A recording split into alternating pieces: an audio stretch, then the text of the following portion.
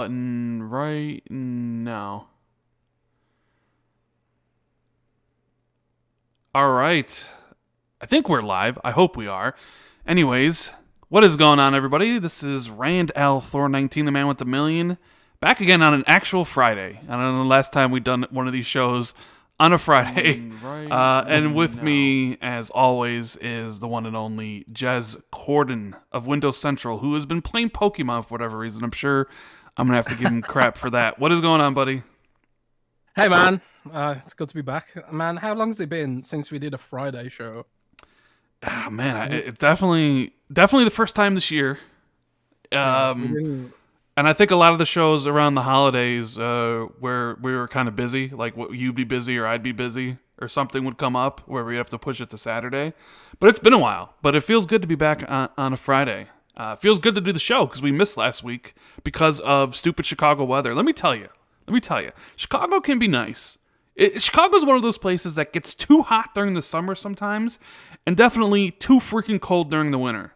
Like and it's nice during the fall, and it's nice during the spring because it's not too hot and too cold during those areas. But like, my God, like right now today, I think I can hear the wind outside blowing. It is literally 13 degrees outside right now, 13 degrees, 16 degrees, but it feels like 0. And last week, we got a major snowstorm. I think we got like over a foot of snow. And so I spent a lot of the week shoveling because my snowblower like died out on me, which was very unfortunate. And even though we had power, for whatever reason, Xfinity was in and out with the with the internet connection. So like I couldn't do the show. I couldn't upload videos to YouTube.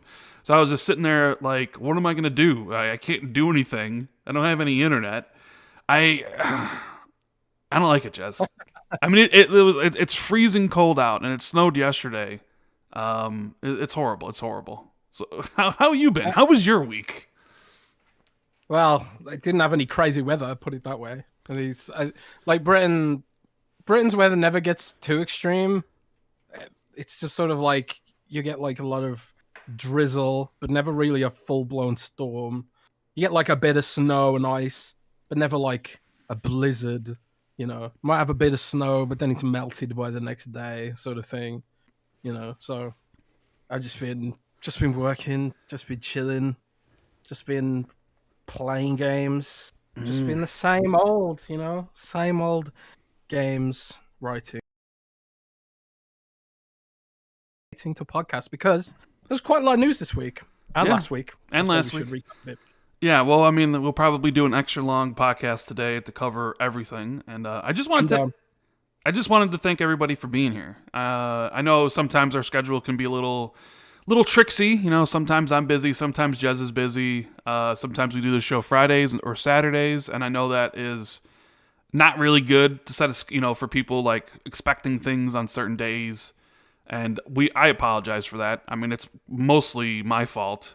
So, everybody's here, like, Lethal Papa, Neon, John Kramer, Jack Purchase, Sin Vendetta, Apache, and all the mods, like Hazardor Gaming. And I even see the one and only Mediocre Ed from Xbox Era in the show.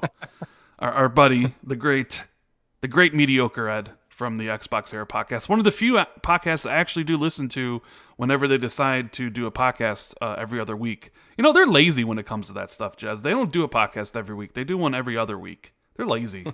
They want to grow their podcast, but they only do it twice a month. I mean, what do you expect? You got to do it every week. Katopsy's here, HK Gaming, Gunstar, Pong Soul, Mighty Ryan. So me and Jez honestly appreciate every single one of you guys who turn up on a Saturday or a Friday or whatever. It really does mean a lot to me, and especially Jez. I mean, you've talked about it before, right? People actually listen to us when we're just a bunch of when we suck, right? Anyways, just wanted to say that. Give a couple shout outs to some super chats coming in already. RDX Son of Fett says DirectML is now available for developers according to D-Batch. You hear anything about this, Jez? DirectML. Yeah, like one of the features of RDNA 2 for the Series X. Heard anything about that? Oh man, I did read about that. I can't remember what it is, to be honest. I'll look into that. I probably need to write about it if that's a new thing.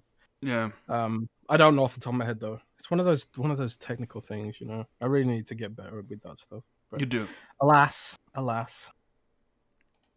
Shiesty Gaming with the poop emoji. Appreciate that. Must be talking about my video making skills. Tyler B says, do you think Perfect Dark got delayed internally as a result of the loss of Drew Murray? Also, what upcoming first-party game do you think has the most potential? Thanks and love the podcast. Well, we'll talk about the Perfect Dark thing and Drew Murray in a little bit, but the game wasn't supposed to come out for years, so I don't really think it got delayed. I mean, it doesn't have a release date, so can't really say it got delayed. All right, we weren't expecting that game till at least 2023, right? Yeah, something like that. That was a wise out. Yeah. What upcoming first party game do you think has the most potential? I mean, Halo Infinite is the most potential by far because it's going to reach, probably the most amount of people that is possible, especially with the free to play multiplayer. I guess you could say Starfield. If Starfield launches this year, that has a lot of potential. But I mean, is that really a first-party game yet? Considering it's already been made, I get that. Maybe Avowed from Obsidian. What do you think, Jazz? What would be the first-party game you think has the most potential? Well, I think you can't ignore the fact Halo Infinite's free to play, and it's going to be on everything. It's going to be on Steam. It's going to be on Xbox. It's going to be on Game Pass. So, in terms of business engagement potential and all that sort of stuff. And we all know I'm not a huge Halo fan, but I want it to be good for the fans, obviously. But for me, I'm most excited about Avowed and Hellblade 2. I think if Hellblade 2 is more combat heavy, more gameplay heavy, more God of War-ish in terms of its gameplay loop, and less about the walking simulation stuff, I think that could have potential to become a pillar franchise for Microsoft's brand or whatever. But for me personally, I'm really looking forward to Avowed. I love Obsidian. I love the Pillars universe. I think that has a huge amount of potential, but it kind of slams home how much stuff they've got coming on the horizon. It's just going to be waiting quite a while for a lot of this stuff, I think. Yeah. Sin Vendetta says, Ryan and Jazz, great to be here live for another Xbox 2 podcast. Love the new logo. Also, did you guys see episode 5 of WandaVision? Holy cow. Yeah, we got to give a shout out to the one and only Sean LeBrie, who made some updated changes to the logo for the show. I didn't know this was happening. Jazz, I guess you went to him and talked to him about it, huh? Yeah, I thought well, this was ages ago actually, but then Christmas happened and people being busy and stuff like that, and then Sean tweaked the logo a little bit. I thought, it's nice to refresh things sometimes, keep the people on their toes, Mm-hmm. remind people that things still exist. Because in marketing and branding, you see companies will tweak their logo over time, and that's partially to make themselves seem fresh and also to remind consumers that they still exist. So that's why you'll see sometimes branding get tweaked and stuff like that. And it's something I've always done when I've made websites myself and things like that. So it was just time to tweak it. I probably should have asked you first, but I was just no, I mean, I like it. Did you see the one Cold Eastwood added some additions? He added some long hair and a beard because obviously the picture goes off of what I look like at E3, when I was freshly cut. With the pandemic going on, I have not gotten my hair cut and I haven't shaved, and you should keep it, man. You should go for that. And I heavy metal look, man. I basically look like the Unabomber or Jesus, depending on who you ask. Got the long flowing hair and the long beard. So Colt updated it, but I definitely want to get rid of this stuff eventually. Yeah, man. Keep it. No way. Heavy metal Rand. No. I don't like my hair long. Man. I my hair's down to my shoulders. I don't like it this long. I definitely don't. Georgie says, "Is Perfect Dark in good hands?" Worried, Jez and Rand. No, I'm not worried. I mean, we haven't seen anything of the game, but we'll be talking about the whole Jerry thing. Mr. Squeezin says, "I sold all my underwear to afford a Series X, and when I got it, the graphics were so good I crap myself, and I have nothing to change into. Send help." Jez, you want to help him out with that? Oh man, I don't know if I can. You could fashion some cardboard underwear from the box of the Xbox, maybe. I don't know. Would that even work? Cardboard underwear? Probably not. You could use like the package. No, I'm not even gonna go there. What am I talking about? Yeah, what are you talking about? What else we got here? Stodgy Caesar says, "If no show, please inform us before, not after." Yeah, I need if there's I always I think you guys know by now if there's no tweet by 2:00 my time or 2:00 Central, 3 Eastern, then the show's probably not happening, like 2:10. Then you just assume the show's the next day.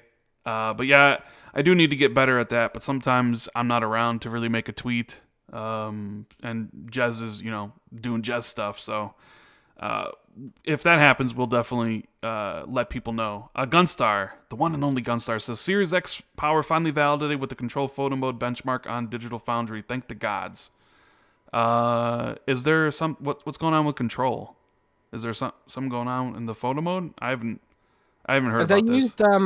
I didn't read much of it, but they used the photo mode to benchmark the fidelity of the ray tracing or something, and apparently it's a bit better on Xbox than it is on PlayStation, I think. And that's the gist of it. So interesting.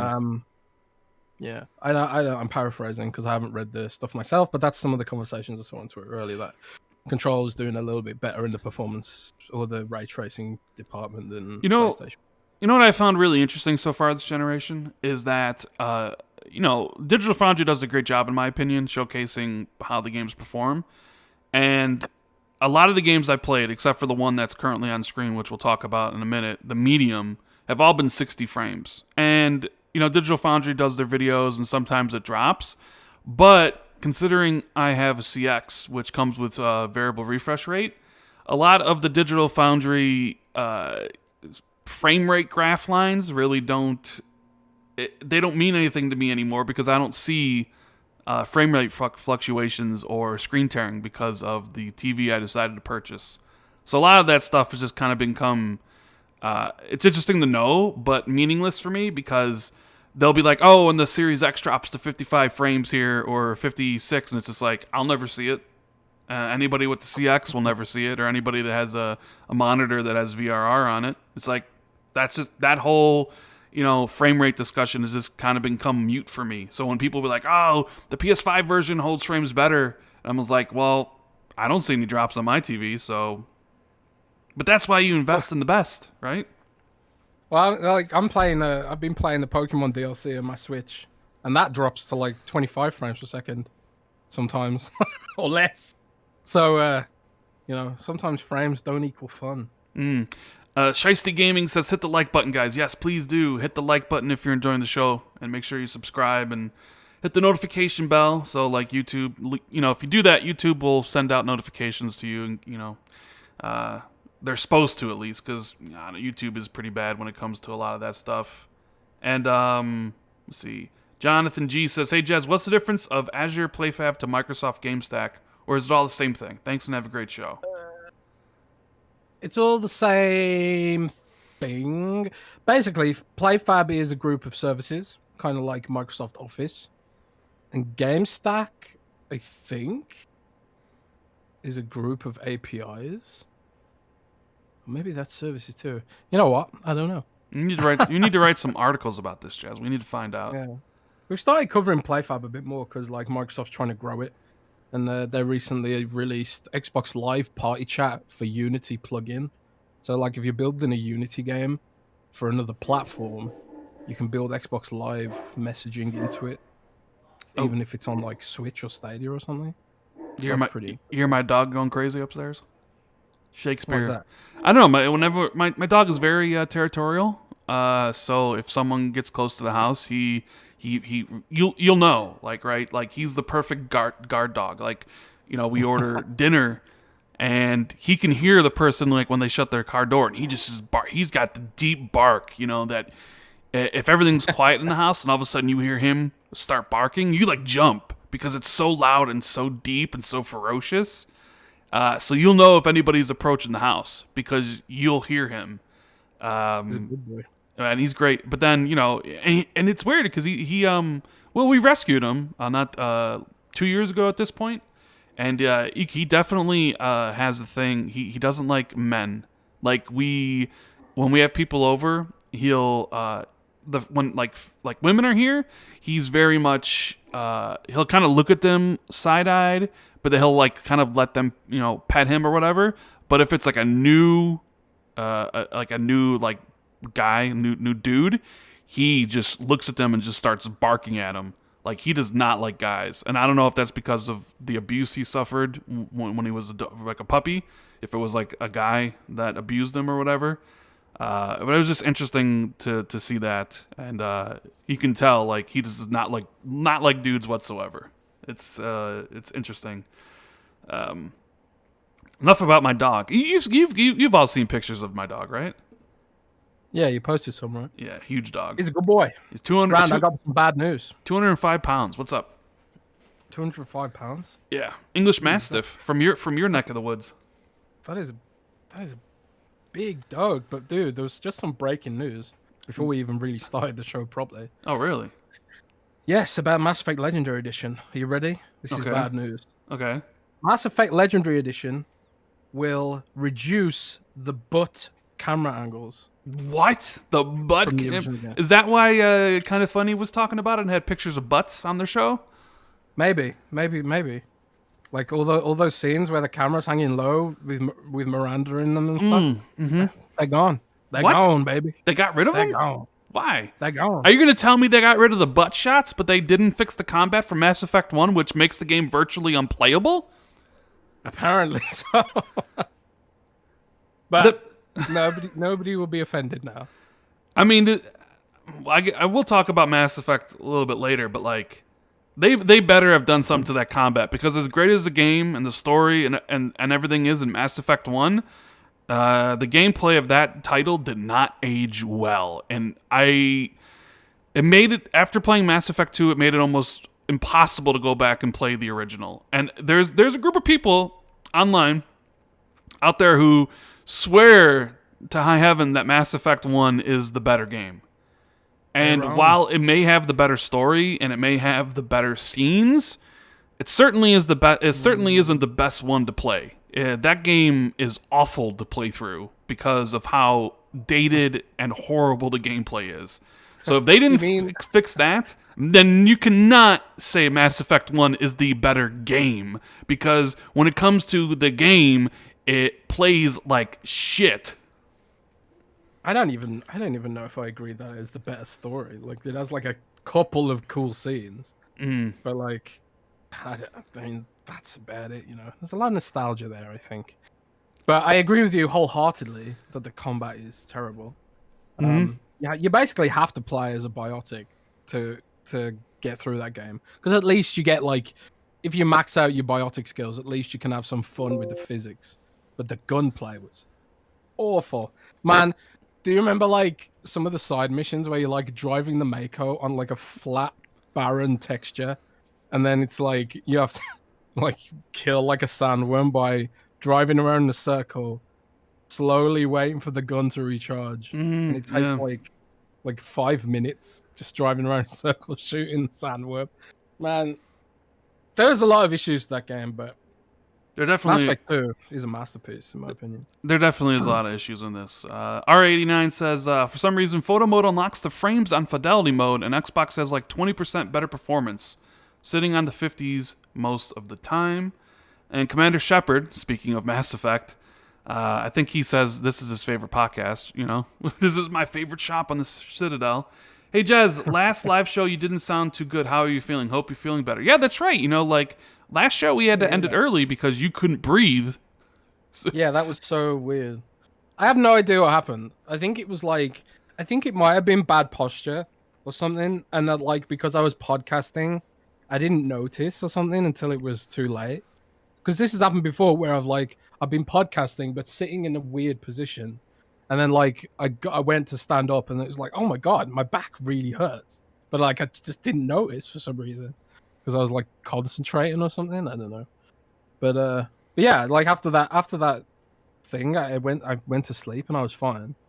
So I don't know if I was just sitting in a weird position and squashed my lungs or something, or I was all hunched up. I don't know, but trying to sit in a better posture this time and not have that happen again, especially if we're going for longer today and I've slept up. So Hopefully everything's good. Want, we're good. And RDX says once Thanks again, for asking. direct machine learning is available according to developers, according to D-Batch. So, okay.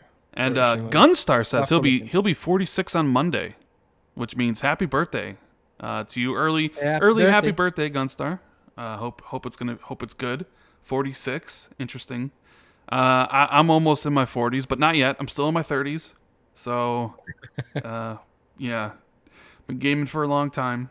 I know, definitely our Mass Effect opinion is definitely having people disagree with that, which is fine. I played Mass Effect 1 I don't know how many times. I think I have all the achievements, so I had to play through with like each party member. Oh man, that gameplay. it's like not really the best. Commander Shepard with the I Am Commander Shepard, and this is my favorite podcast on the Citadel. Indeed. So, I figured let's get the podcast rolling. Thanks for everybody for being here. If you're enjoying it, make sure you hit the like button. We're going to be talking about the games we played over the last couple weeks before we get into topics, which we have a lot. Xbox acquisition rumors, Xbox basically breaking records, MLB The Show on PlayStation publishing a game on Xbox, Google Stadia dead, Drew Murray leaving the initiative. Yeah. Like, there's a whole bunch of stuff here I've written down, and we're going to be getting into it. But I'm going to talk about the games we played, and I think me and Jez have both played the Medium. The game is currently being played on screen, so you guys can check it out. I'm interested in hearing what Jez have to say about it because I haven't played it. It seems to be kind of a mixed bag for a lot of people. Some people really enjoy it. Some people really don't. It has 71 or 72 on Metacritic. What do you think about the Medium, Jez? I think I agree with the score, 7 out of 10-ish. I didn't review it for Windows Central. Miles did, and he gave it 8 out of 10. I might have given it 7 or maybe even lower. But like, when it comes to visuals, the game's just stunning. And like, I actually love the fixed camera angles because it's like, feels like there's something watching you, which fits with the theme of the game. And also it's got a sort of Silent Hill nostalgia about it. Like in Silent Hill 1, that first time you go down that alley and then the camera appears above you and stuff like that. That was like cutting edge for the PlayStation 1, And but like, we kind of take that stuff for granted. Not a lot of games even bother doing it now. They just go for like full free floating camera. But like, if you've got fixed camera angles, you can sort of make a scene and get cinematic, feel going and tone and stuff like that. So I really like the cinematography of the game, if we can call it that. Like, the environments look crazy detailed, the textures are amazing, and but I think like, and the atmospherics and the sound are really good too, and the designs are really good. But like, I think that's kind of where my praise ends. I wasn't a big fan of the story. I hated the gameplay. Awful, boring, slow. I hate walking simulators most of the time. But this was like even worse than your typical walking simulator. There's like a few like abilities that are like vaguely interactive, but it just kind of makes you feel, I don't know, almost insulted. There's like this one part where you have to use your powers to move some obstacles out the way, but it makes it, the game wants you to think you're using your powers, but really it's literally just a quick time event or whatever, and it's some canned animation that you're activating. It just felt so lame. And I know they're an indie dev and stuff like that, but and they're sort of, it feels like they're going up a ladder of, every time they make a game, it feels like the quality bumps up a bit. And this definitely feels like that for Bluebird, where the quality's gone up a little bit. But I don't know. I couldn't get past the fact that it felt like Silent Hill or Resident Evil with features removed. It felt like because of the fixed camera angles and the tone and stuff, and they were wearing the Silent Hill comparisons on their sleeve. They got Akira Yamaoka to do the soundtrack, and they talked about Silent Hill in interviews. And there's some clear inspirations, like the two split worlds and stuff like that. But with that in the back of my mind, and now I'm playing it, and I can't like fight anything, and there are no like, there's no reason to explore anything really and stuff like that. It just felt like I was playing a homage to Silent Hill rather than, a self-contained game. But that's just my opinion. I liked it for what it was, even though I kind of, I got bored, really bored towards the end, and I just wanted it to end. I was just like, wow, that is definitely not a good. Imagine putting that on the box art and like for the. I was so bored, I just wanted it to end. 5 out of 10. It's just because of the like, just because of how slow and plodding it kind of was, and the character animations were kind of janky, and this like really awful jogging animation. Like I'm trying to speed it up, and then to speed it up, I have to look at this terrible animation of a dude like looking like he's jogging for the bathroom or whatever. But I don't want to be too harsh on the game because, as I say, they're a small team, and what they've done, given the size of their team, is really impressive. And the artwork is just staggering. Like it's such a screenshot-worthy game. It really is. And like some of the best like forest design and visuals and just realism that I've seen in a game, a next gen system and stuff. But yeah, for me, it crossed that cardinal sin of actually making me bored. So, I would hope that apparently Bloober is hiring a combat designer. So hopefully, indeed. I saw that. I saw that, and I was like, combat in a Bloober team game? Because there have been no combat in Layers of Fear 1 and 2, Observer, or Blair Witch. So yeah.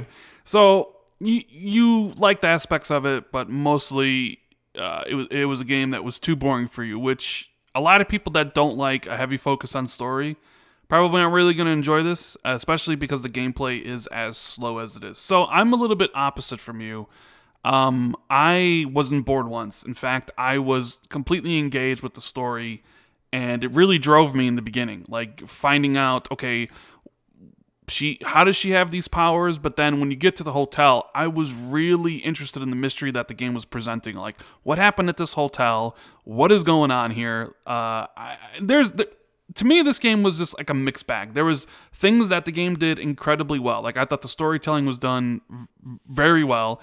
I thought the voice acting was really good, especially for Marianne. Like, whoever did her voice, she knocked it out of the park, in my opinion. The game looks really good. Some of the scenes where you like, it just looked photorealistic in spots, but then some aspects of the graphics didn't look so good. Like her character model herself didn't, especially in close-ups, didn't look good, and like the voice sync seemed to be a little off, which means, I don't know, did they originally have it dubbed in Polish? Like how Japanese games, they do it, they have the lips move to the Japanese voice actor, and then they redub it for, English. It almost seemed like it was dubbed originally for Polish, and then the character redubbed it. At least that's what it looked like for me. And I know you said Miles really liked it, and you disagree with him. I got to give a shout out to Miles. I'll be on the Windows Central podcast tomorrow, Jez. Oh, you will? Yeah.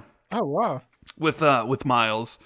And Xbox Chatter days. Yeah, it's gonna be interesting when I tell him how much Pokemon sucks and all these things about Nintendo that he's wrong about. No.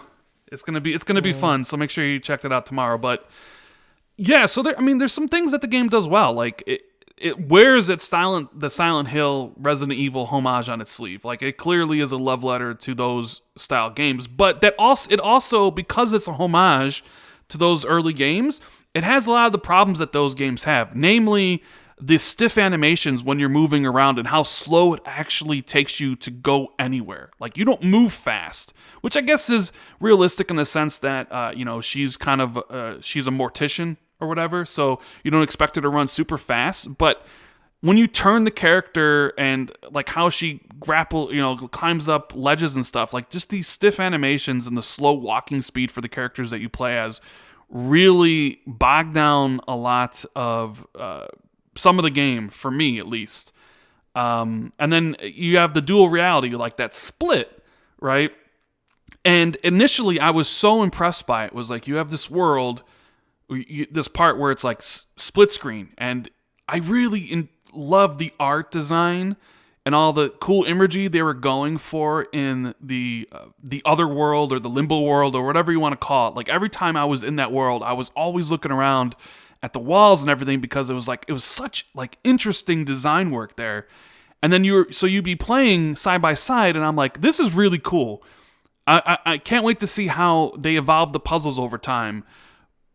But it almost seems like it was a concept on a piece of paper, they built it, but then they didn't evolve it because the puzzles don't really evolve that much by the end of the game. It's just basically you're controlling two characters. You got to find something in the spirit world to like power up your ability to do a spirit blast, and you go to the other world to do something else. And it really doesn't get any more complex than like the first set of puzzles in the beginning. So it's a cool feature, and I thought potentially they would do more with it, but unfortunately, I don't think they really fleshed out the puzzles in a more complex way later on. But I enjoyed it more than you. I would probably give it like a 7.5. It's a mixed bag. There are things it does really well. Like I really enjoyed the story, and I really enjoyed the look of the game.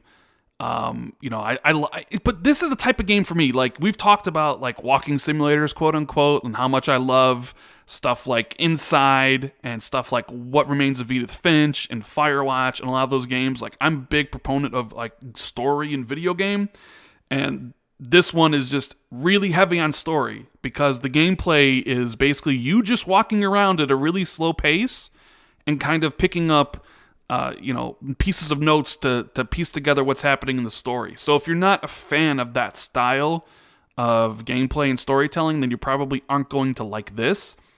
And the other thing I was a little bit disappointed in was it wasn't really a horror game. This game wasn't scary whatsoever. Outside of one jump scare, you couldn't really classify this as a horror game. It was basically more of a thriller with an otherworld setting. So I like the game, however, it's like $50, right? This is the thing when it comes to price, where it was like, would you recommend this? It's $50. And even though I like the game, I couldn't recommend this to anybody for $50 whatsoever. It's a good thing it's on Game Pass, because as much as I did like the game, I didn't like it enough where I'm like, I do think this game is overpriced. Like, when I look at the other Bloober Team games, like, I think Observer is better. Like, if I had to rate the Bloober Team games, it's Observer's number one by a good margin. Like, if you guys haven't played Observer, I think play that game, and it's much better than any of their other stuff. And this would probably, I'd put this one at 2. So it'd be like Observer, the Medium, and then the Layers of Fear games. But I actually I enjoyed... I say that I don't like walking simulators, but I actually enjoyed Layers of Fear, and I was enjoying Observer until I got stuck and then just sidetracked and gave up. And I really love Life is Strange, but like, it's I don't know what to say. Like if I find the story like unbelievable or silly in a game where it has good combat, I can sort of ignore it. But when you put the whole emphasis on story, if the story isn't amazing, I just kind of start getting bored. Or like if I don't care about the characters, like I didn't really care about any of the characters in the game either. Like she, I don't know. It was almost like it was well written, but it was just sort of like not that interesting. I don't know. She didn't seem scared at all for the whole game, and I was kind of thinking to myself, well, she probably won't be scared if she'd been like seeing dead people her whole life. But she just felt kind of like one-dimensional almost. I don't know. Yeah. So I didn't care about her story. I don't know. See, It's I hard did hard though. to That's put that's into the words. difference. I cared about her story, and I was really invested in how everything was going to play out. Like I was really like when I first started it. I think I played the first night for like 5 hours because I was so like I need to find out what's happening. Like the story and the mystery really grabbed a hold of me, and I just kept on playing. But then like I'm a sucker for these style of games, something with like a mystery and a really well told story with some great voice acting. Like I think I've said one of my favorite games of this whole generation is What Remains of Edith Finch, which is a walking simulator. And if we were to build out like top 10 games of this gen, that game would be up there. Like I adore that game, and a lot of people are like, "Oh, you don't do anything; you just walk around." But it's like there's so much environmental storytelling, which is true in this as well. Like there's some bad things that happen in this game. If you're going around and looking at what happened in that hotel and you're reading the notes, that is a very bad place. But you kind of have to be looking for it, and it kind of tells the story not only through dialogue and stuff like that, but through the notes you pick up and the visual cues that you see. So this game was right up for me, like up my alley. But even still, there are some things I wish they had done better. Namely, I wish the puzzles were better because I don't think the puzzles were like that whole dual reality thing was cool at the beginning. Like watching it side by side where she's like talking to the little girl, but you don't see her in the one screen, but you see in the other, and like how it all plays out, and it's like, man, that's really cool. And then you do some of the first puzzles, like, that's interesting, but it doesn't get any more complex than that. And I think that was just a missed opportunity to do some really crazy, like dual reality puzzles in the game. But maybe for a sequel, maybe they could do something like that. But yeah. That's mine and Jess's thoughts on the medium. Josh says, with all the game delays happening, I think Halo Infinite has a legit shot at the Game of the Year nomination this year. Potentially, there are a lot of games that are getting delayed. Sin Vendetta says, the best part of walking simulators is the easy achievements. That is true. This one does have a lot of easy achievements, but a lot of collectibles. Austin de Western says, your show is great, guys. Cold out here in Chicago, man. Sorry to hear snow and cold been hitting you and your internet hard this week. Yeah, it's been rough, man. Stay safe. Stay warm in Chicago, bro. Thank you for the compliment. And the one and only Gunstar says, games should be diverse, and this is my other half will sit and watch this and Layers of Fear. Yeah, I mean, it's definitely a different game. But I enjoyed it more than Jez. I still think the game, could have been better, but yeah, it is what it is. I also played the new PlayStation Plus game, the new Destruction All-Stars that came out on the PS5, Jez, from Lucid Games and PlayStation Game Studios or whatever. What is that game? I don't know anything about it. It is basically a car demolition. It's like Demolition Derby essentially. Oh wow! Like imagine just Rocket League, but instead of storing goals, your whole purpose is to just crash into other cars and score. So I got together with my friends, and we're like, you know what? Let's try out this Destruction All Stars on PlayStation 5. We all have PlayStation 5, and we're like, let's check it out. We all have PS Plus. I think I bought 2 years of PS Plus for like $60, right, total, which is, pretty good price. I'm like, all right, so I downloaded it for free. And we played it for 3 hours, and I'll just say none of us are ever going back to play that game again. And I'm not saying the game's bad. I'm just saying once you've played it for 3 hours, you played everything the game has to offer, and there's really no reason to play it any longer. It is a mindless and somewhat fun game where the goal is basically you just crash into other cars. And it really reminded me of Bleeding Edge, not because of the gameplay similarities, but because of the characters and how they're designed and how I would imagine the game is going to fare. Because I can't imagine people playing this game 2 weeks from now. Now, if they update it and keep a lot of adding more modes and stuff potentially, but the game's only free with PS Plus for a month, and like it was a good choice, right? It was a really good choice. Because I couldn't imagine paying $70 for this game. Because originally it was supposed to be $70. And oh boy, this game ain't nowhere close to being worth $70. There is some fun to have. The game controls well. Like the driving is tight. It's fun. And there is some fun to be had for a couple hours, but essentially the game boils down to there's the on foot section and then the vehicle section, right? So you start out on foot. You pick your character, and the character has an ability when he's on foot where he can maybe avoid incoming cars, but then he also has like a hero vehicle he can call in, or she can call in when their like bar fills up, and the hero vehicle can take more damage, but it has like a special ability. Like for instance, there's this one truck that like puts down rip saws or like kind of spitting blades in front of it, and any car it touches with its blades will be immediately destroyed. Stuff like that, right? So you basically start on foot, you get in a car, and the one mode, we played two of the modes.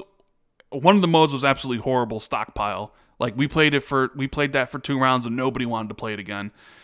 And this mode Carnado is all about you hit the other cars and you get gears. And you constantly get more gears the more cars you hit. And then to bank those gears, you have to drive into this tornado in the middle of the map. It'll destroy your car and bank your points. However, if your car gets destroyed before you bank the points, you lose them, right? So it's 16 players, 8 on 8, and it's just a bunch of cars crashing into one another. And the game looks good, and it runs well for the most part. But the thing is, after we played it for 3 hours, it was like, you've seen everything, you've done everything. The single-player content is also weirdly locked behind microtransactions. So you buy this game, the first story is free. That's weird. But then the second story you have to pay for. It's this weird, I don't know, maybe they're changing the model to free to play. But yeah, it was definitely, I'm not saying the game was disappointing because I wasn't expecting anything from it whatsoever. But I'd say it definitely wasn't going to be worth the $70 they were originally planning for it. And I'm not sure it's going to have any legs. I don't think people are going to be really playing it, even though it's free with PlayStation Plus a week from now. Because one of the modes that you can play is, honest to God, horrible. The other mode is fun, but you've seen everything the game has to offer after playing it for a few hours. And I think that's reflected in the reviews as well. I think currently right now it's a 65 on Metacritic. And it's definitely been a week here for console warrior fanboys who use Metacritic as some sort of end-all be-all of what's good in video games, because you have certain people out there dragging down the medium and saying, "Oh, this is the type of stuff Xbox is only going to make going forward." And people were like, "This was the game that was supposed to save Xbox," and it's like, dude, what are you talking about? It's not even an Xbox game. They didn't publish it. It's just a game in Game Pass. But I understand people want to use that as oh, this is what Xbox is going to get for the whole gen, right? And then here comes Destruction All-Stars, and those same people trashing the medium are now calling Destruction All-Stars awesome and great and all this stuff. And it's just yeah, you couldn't be more transparent, my guy. But then again, of course, people on the other side do the same thing. People calling the medium great and then, call Destruction All-Stars garbage if they haven't played it. I really hate that whole Metacritic thing. People using Metacritic and to make it seem like, their console is better because of the score that these games get. But they don't have any self-awareness for all the stuff that they pull. It's really dumb. I don't know if you've seen any of that, but I have. It's so stupid. The worst is they do have self-awareness, and they're doing it on purpose. I know they're doing it on purpose. Yeah. They're trying to fish for the Twitter likes and retweets. They just don't realize that they're just pathetic. So yeah, it's Destruction All-Stars. Won't be playing that ever again. And I am making my way through Hitman. I finished Hitman 1. I finished Hitman 2. Love it, Jez. Honestly, I've done the first level of Hitman 3 last night. Oh my god. This franchise and these 3 games are so incredible. And I can't wait to talk more about when I finish Hitman 3 and the story and everything. Jeez, we're talking about... I would imagine if you take a franchise or some of the this probably is the best stealth game of this whole generation, bar none. and Hitman 3 just looks incredible. Like, I was playing the Dubai level last night, and the way that level looks and how it's built is stunning. And I'm kind of shocked at myself, because I remember getting into I'm a big Hitman fan, right? I played all the originals except for the very first one. Like, I loved Hitman Blood Money. I even really liked Hitman Absolution. Like, I played all those, right? And then when Hitman 1 came out in 2016, I just wasn't into the whole episodic format, because they would release one level, and then a couple months later they released another one, and I really wasn't into that. So I kind of just dropped the franchise because I didn't like the episodic release. Well, with Hitman 3, since I own Hitman 1 and 2, I can play it all in this launcher. So I went and I played through all of Hitman 1 and all of Hitman 2, and it's been such an incredible experience. And I think I'm 50 hours in, and I just finished 1 and 2. It's an incredible franchise, and for any stealth fans out there, you need to play this. And I can't wait to finish up Hitman 3, which I'll probably be done a little bit. I'll be done with that probably next week, so I'll talk about my overall experiences. I see. Even when I mentioned that you could, did you say you could launch any game from a single place? If you own them, yeah. So like Hitman 3 is very much like Master Chief Collection. All right. Like Hitman 1 and 2, you can launch from within Hitman 3 if you own them. So I owned Hitman 1 and 2, so when I bought 3, I could play the levels from 1 and 2, and they all take advantage of the engine enhancements for 3. So Hitman 1, all the levels run at 60 frames, where in the original release in 2016, they didn't. They ran at 30. So, they all look, incredible, and they play really great. So, yeah, I mean, Hitman, just from the little I played of Hitman 3, it's definitely going to be in my top tier games this year. I know it's February.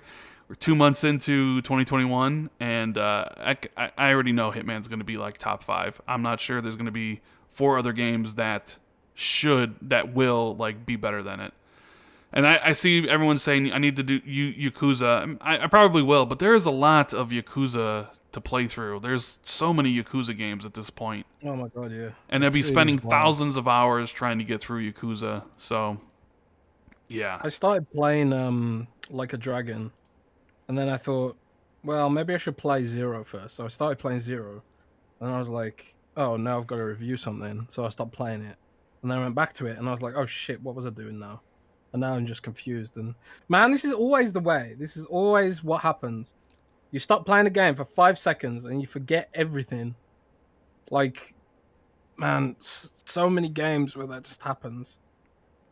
There needs to be some kind of magical feature, system level feature that sort of recaps everything about a game when you've put it down for a bit and then come back to it. Like a platform level feature that Xbox does. Ripper Snorter wants to know, hey Rand, do you think you'll play the levels multiple times like they want us to? I have been. I complete all the mission stories and do pretty much all the assassinations before I move on to a level. So when I finished Dubai last night, I didn't move on to the next level. I went and I played it again to do the other 2 mission stories, and then I played it again to do some other assassinations. So I play the levels multiple times before I move on to the next. So I've played like Paris like 5 times. I played the Miami level like 5 times. I've played all the levels multiple times, and I think they're meant to be played multiple times. They're not necessarily meant to be played once and then you move on to the next time. It's like it's meant to be, okay, you've done it one, now try to do this in a different way, in a different starting area with different gear. There's a lot of different ways to challenge yourself. Like, you could do a suit only, right? Silent Assassin suit only run, which is pretty difficult because obviously this game revolves around like getting costumes or so you can kind of get into areas you're not supposed to. But there's the challenges where it's like, hey, complete this level by killing all the targets using only your suit. And not getting seen, not having any of the bodies get seen, and then do that, and then do it with just a sniper. there's so many different ways to complete each one of those levels. I think you're shortchanging it if you're just playing the level once and then moving on and not replaying them again. I don't have access to the deluxe escalations, Ermi. I only got the regular version, so I haven't played any of those yet. But like I said, I'm 50 hours in. So, someone asked about Little Nightmares 2, Jez. You played a little bit. I think you played the first 2 levels before, right? Yes, I did. I previewed the first 2 sort of areas. So it's sort of split into these like sort of chapters, I guess, soft chapters. Not really called chapters in the game, but there's like I don't know, like sections and stuff that have very, very different environments. So you could sort of consider them to be levels. The first level's like in a forest, and then the second one is in a school. I am playing it for review, but I can't talk about anything that I didn't play in the preview, so I can't give final impressions or anything like that. But if you played the original one, I'm pretty sure you're gonna love the sequel. It's just like everything just feels more polished, like better visuals, better effects, better animations, more complicated puzzles, like just crazy set piece moments, really like dark, twisted environments, and a really, really, really weird story that sort of unravels in the background as you're trying to sort of play through these puzzles and stuff.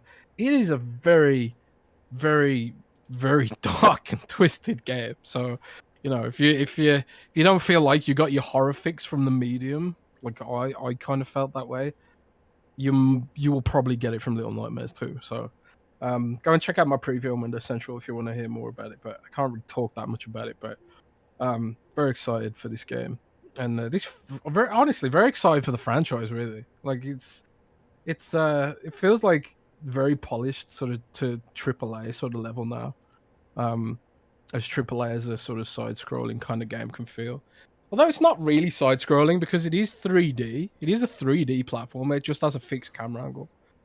But yeah, awesome series. Everyone should probably play it. Like if you liked Inside and Limbo and stuff like that, you should definitely play Little Nightmares 1. I love Little Nightmares 1. I can't wait to play the sequel. But it is pretty messed up, man. Yeah. So yeah, there's a lot to catch up on the games we played. Did you want to talk about anything else before we move on to the juicy topics? Nah, it's all good, man. I just been playing Pokemon. Oh Jesus! What? Why? What is with you and Miles' obsession with Pokemon? I don't know, man. It's like nostalgia, I guess, in some way. But I never played the DLC, so I thought, you know what, I'll play the DLC. Because I pre-ordered that as soon as it was announced, and then I never played it.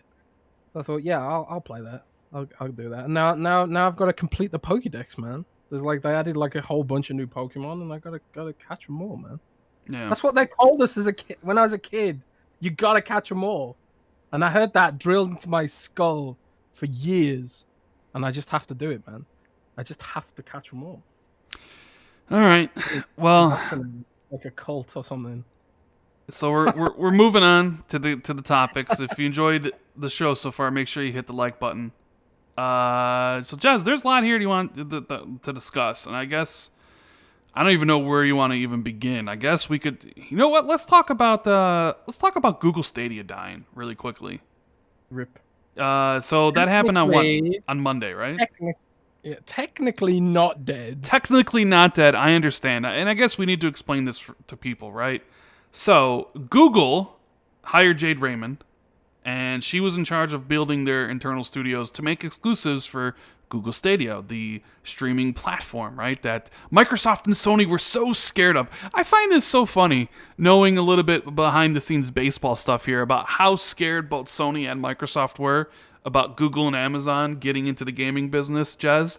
And then you kind of see how Amazon, for the life of them, can't make a game and then keep it released without taking it back into beta, right? The games they've made have all been like failures.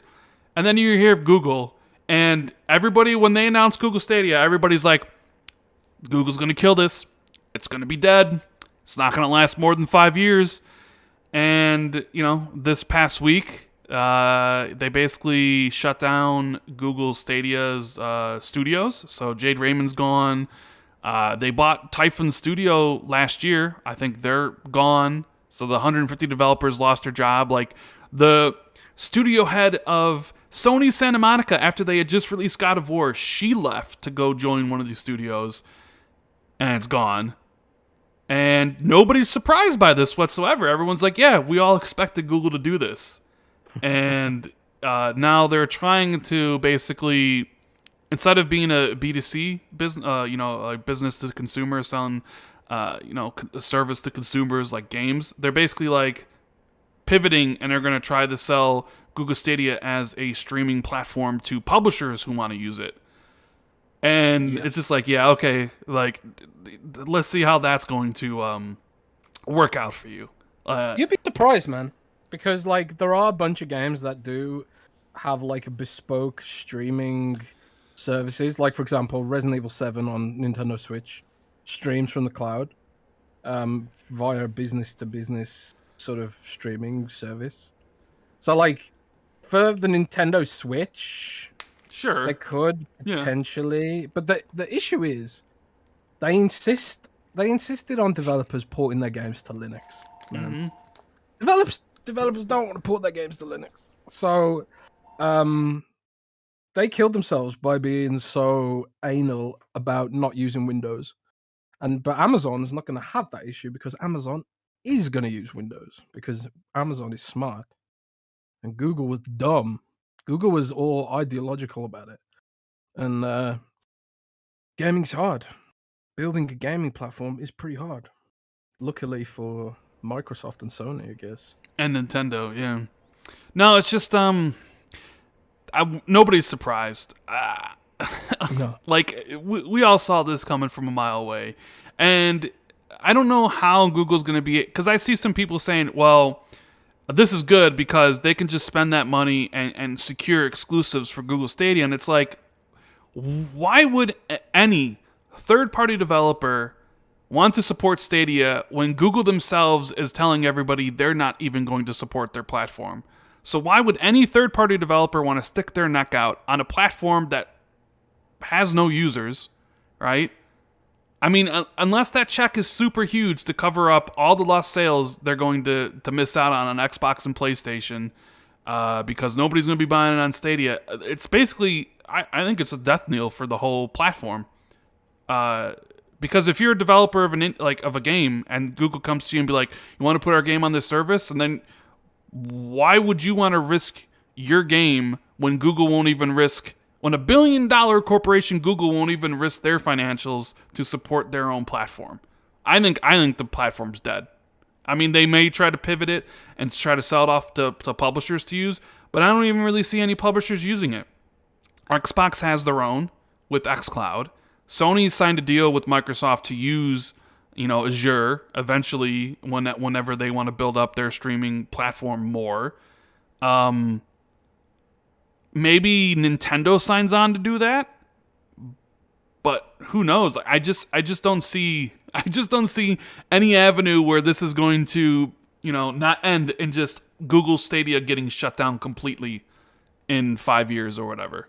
Like, I think the writing's on the wall at this point, and it's sad, for anybody that who has essentially invested any money buying games on the platform, because I think you're going to lose all that, because they're just going to be like, we're done, sorry, later. And everyone's like, what do you mean? But it's like, hey, it's Google, of course it was going to get shut down. Yeah, so no surprise on that one.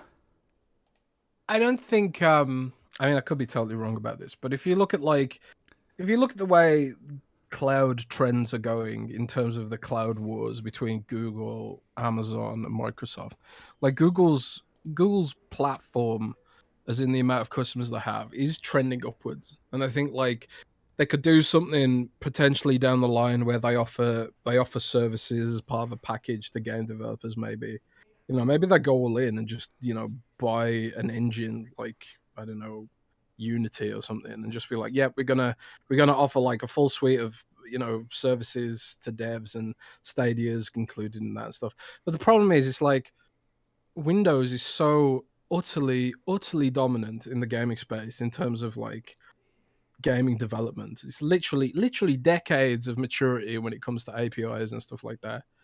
That a middleware that I just can't see them catching up. I don't know. It's it was just probably just a massive mistake. But Google has all sorts of inner turmoil now and all these weird politics going on inside Well, inside the company. I mean, you knew it was an internal mistake when they hired Phil Harrison. I don't know how Phil Harrison keeps on getting jobs. He was PS3, disaster for PlayStation. Comes to the Xbox, helps launch the Xbox One, disaster for Xbox. Goes to Google, helps launch that platform. Google Stadia Studios shut down like in a year. Like the dude just literally kills anything he touches. And Jeff Grubb had that great tweet of a picture of Phil Harrison with the caption that, great work, Agent 47, right? Like your mission's accomplished. Like, yeah, Google Stadia basically dead like everybody predicted it would be. We'll see what Amazon does, but it's not like they're doing any better. And it's kind of funny when you think about how worried Xbox and PlayStation were with both these companies joining. Like they were scared really bad. And, Google and Amazon were just like, how do you make game? how to do anything right. But anyways, enough about Google Stadia. We had a couple super chats talking about the initiative and Drew Murray. You want to talk about this, Jazz? About the whole Drew Murray situation with Perfect Dark and the initiative? Sure. Let's talk about that now. Yeah. Drew Murray, who I believe was the game director, correct? Yes. He basically put out a tweet saying that he's leaving the initiative, and it was a whole tweet chain thing. And one of the reasons he gave was personal, that he wasn't given a lot of his, he needed to give his like personal life a lot more focus. I think he recently lost his brother. And obviously it's like, hey man, your life comes before work. There's a lot more things more important than work. So, thank you for what you did, building the initiative and getting Perfect Dark on the ground. Be interested to see, what you do if you'd ever decide to come back into game development. And, yeah, then it kind of turned into a whole thing, didn't it? I mean, like some like, fanboys tried to spin it like it was, a talent trying to get away from Xbox and stuff like that. But yeah, pretty much. Just these things happen sometimes, but like you have to remember that a game isn't it's never a single person. It's like a huge team effort. And when you put that in mind and in context, like Drew Murray was gonna have been a huge influence on getting the project off the ground and shaping what it will become.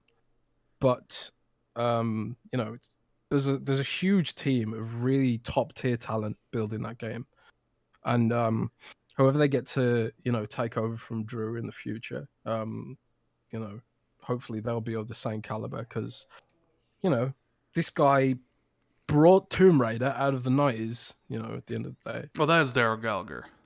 Oh, is that Daryl Gallagher? Yeah, Daryl Gallagher is the head of the studio. He was the one who was in charge over at Crystal Dynamics when they were doing that. Drew Murray was he worked at Insomniac, and he was the game director on Sunset Overdrive. And I believe he retired from the games industry, and then he came out of retirement to work at the Initiative. And even in his tweets, he didn't know what game they were working on, and didn't know it would be Perfect Dark and all that stuff.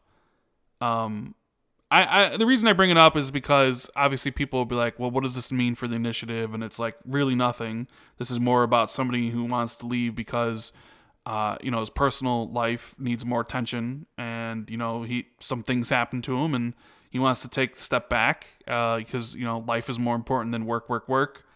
But of course, because it's Xbox, it was changed into this narrative that, Xbox does it again. They're just driving people away, and these some of these people just don't read into everything and have to issue fake apologies. because they get caught out in a lie essentially, or being called insensitive. I don't know, Drew man. made Sunset Overdrive, Ratchet and Clank, and Resistance. Yeah, I got Yeah, him I mean, totally. he's made some Just great 'cause games. both So, of their names start with D. So so I mean, it's yeah, I mean, it's a loss because he's a good game, he's a good game developer. And it's probably disappointing not to finish out your vision, but real life matters more. So, hopefully everything goes well for him. And I don't think Perfect Dark will be impacted too much. Like Jez said, game development's a huge thing. It's not just one person. It's not like a director of a movie, where he kind of controls everything and it's his vision. This is like something completely different. So, anyways, figured we'd talk about that because we had people asking. Windows Central had an interesting leak about Forza Horizon DLC, Jez, written by you. Yes. Yep. Yes. So Hot Wheels leak that we talked about on this show. Yeah, we had talked about her Hot Wheels DLC coming to Forza Horizon in the future. But we weren't sure. Me and you both weren't sure whether or not it was going to be an expansion alongside, right? Because we had heard that this was happening, and it just seems like it's for now just a car pack and maybe not an expansion. Which brings up the situation with Forza Horizon 5 at this point. Because if there's an expansion this year, it probably means there's no Forza Horizon 5. But if it's just a car pack, does that say Forza Horizon 5 is more likely? I don't know. What is your read on all this? Well, we weren't sure if it was a car pack or an expansion, but like it stood to reason that it could have been an expansion because we had the Hot Wheels expansion for Forza Horizon 3. And that was presumably very successful, so why wouldn't they want to do another one? But then at the same time, it's kind of like maybe they don't want to do another one because it's just more of the same. I don't know. But anyway, I do think it is just a car pack. I don't think it's an expansion. I think wherever that information came from, it was probably just a case of it being mixed up. It's easy to make that mistake. But if there isn't a full-blown expansion this year for Forza Horizon, that raises the prospects of Forza Horizon 5 being this year, I guess, a little bit. But I kind of feel like we'd know by now, or maybe we wouldn't. I don't know. What makes you think we would know by now? I don't know. Like typically, Microsoft announce things earlier than a few months out, don't they, for stuff like that? Not for the Forza series. They always announced the Forza series 6 months before it came out. Like Horizon 4 was announced at that year's E3. Motorsport 7 was announced at that year's E3. Forza Horizon 3 was announced at that year's E3. For the Forza games, it's always that year. They announced it that year, and it comes out. This is the first time that the Motorsport with the announcement at the July Game Showcase where they announced it significantly in advance. That's the first time they've done that. I mean, because you don't necessarily need to announce a Forza Horizon game or a Forza Motorsport game and give it 2 years and lead time. I don't know. Like I personally think Forza Horizon 5 is this year. Because I can't imagine it being any later. Because you just look at the dev cycles for both of these games, Motorsport and Horizon, and if you assume neither of them can come out the same year, because why would they? And I'm pretty sure that Motorsport's not this year. So if Motorsport's next year, then Horizon would be 2023, and that would be 5 years in between games. It doesn't make any sense to me. And I guess Horizon could be next year, and then Motorsport would be 2023, and that really doesn't make a lot of sense to me. So the only thing that makes sense to me is there's a Forza game this year, and it's Horizon 5. But I mean, I could be wrong, but I wasn't sure because I thought there was going to be an expansion for Hot Wheels, and now that it looks like maybe it's just a car pack, the likelihood of the Forza Horizon 5 being this year is more possible, I guess. So, moving on from that, I want to give a shout out to a couple super chats. We got RDX Son of Fett saying Xbox outsells PlayStation in the UK for January, says Spawnwave. I did see that. Do you think that really means anything, Jez? Xbox outselling PlayStation and the Switch in the UK for January? Or does that speak more to stock issues? Well, I think like I had heard that PlayStation was allocating less stock to Europe than they have in the past to focus on the US, which could explain Japan and Europe and the UK in some ways, because Switch is also really smashing PlayStation in Japan. And I don't know if you saw the news report this week, but when a store in Japan restocked with PlayStation 5, there was a very unstereotypical frenzy to get PlayStation consoles. So there's like a real shortage of consoles around the world. So I don't think it matters or means anything, because right now neither console can satisfy demand, and even Nintendo probably can't even satisfy demand right now. Everyone's in the UK, everyone's still in lockdown too. So everything is sold out in the UK because everything's in lockdown. Everyone's buying everything. Every Switch has been sold. So all I think that shows is that Xbox allocated more stock to the UK than Sony did. I think that's all that says. And right now it's a battle to meet demand, you know. So, but I think you're going to see a rubber band effect, because I think when the lockdowns do end, and I do believe that'll end this year, I do believe that by, say, the summer or late summer, early autumn into the autumn, we'll see like the vaccines will have rolled out, and you'll start to see infections drop, and you'll start to see lockdowns eased, especially in the summer. I think we'll see like a lot of lockdowns, restrictions lifted in the summer. I think there'll be like sort of like this elastic band effect where people sort of stop buying game consoles and like go outside and be like, oh my God, I can finally do things again, you know, and celebrate and go on vacation. And there's this expected staycation boom this year in the UK, where like everyone, instead of going abroad on vacation, everyone goes to like UK beaches and stuff, which is something that, you know, typically not a lot of people do in this country, I guess. But I don't know, we'll see.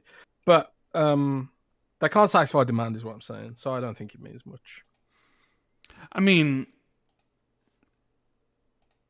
it goes against the whole like nobody wants an Xbox. I mean, clearly people do.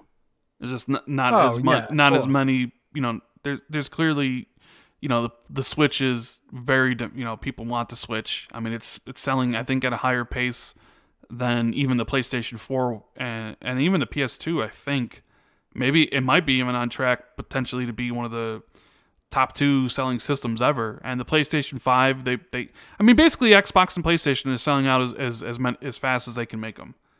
PlayStation, you know, they put out their financial report. They sold like 4.5 or 4.8 or whatever it was. And Xbox, I think, judging from some of the tweets, is around about 1 million less, like 3.4, in the same time frame. Mm-hmm. So, I mean, that's pretty good considering like Xbox has a problem selling in European countries where PlayStation is incredibly strong. So, yeah, but thanks for that super chat. And Jose wants to know, hey, should the Xbox One version of Halo Infinite be canceled if the xCloud upgrade to Series X hardware is done before the game releases? There's really a lot of people that want the Xbox One version of Halo Infinite to be canceled, Jez. A significant amount of people, which I think there's zero chance of that happening. I mean, I get why people want it to happen, especially if you own a Series X. Like, I don't want Halo Infinite held back by the new system I bought. But Halo Infinite, you know, was basically developed around Xbox One's limitations.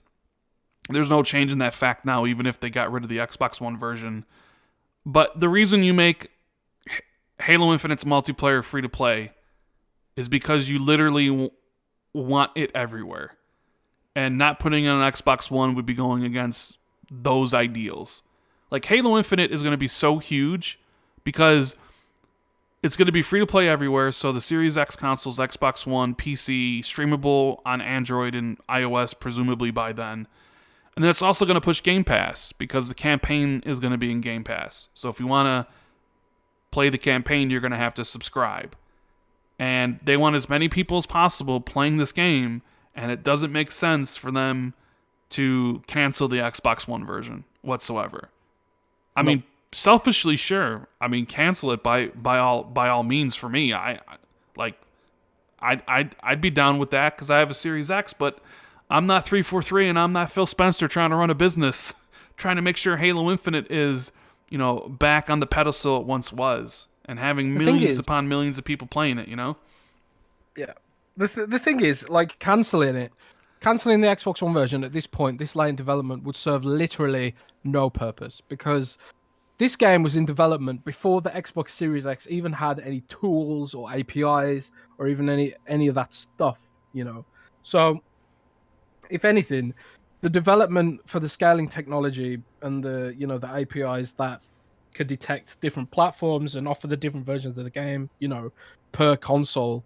If anything, Halo Infinite helps the development of those tools, which helps all the other games get their next gen versions in a better state than what we saw around launch with like Assassin's Creed and Watch Dogs Legion and stuff like that. So there's literally no argument really to cancel the Xbox One version, because it's not going to make the Xbox Series X version any better.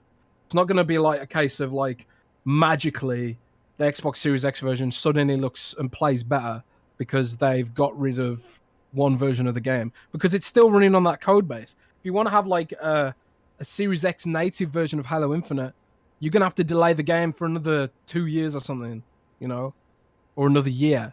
So it's like, what do you want? Do you want it to be delayed for another year just so like it doesn't have as any limitations whatsoever? Or do you just want to let Xbox One players play it too, So there's no argument for cancelling the version. There really isn't, because Halo Infinite was just in development for this long, Yeah. It is what it is. Yeah, so thank you for the super chat. Let's talk about acquisitions, Jez, because they're starting to like really get up there.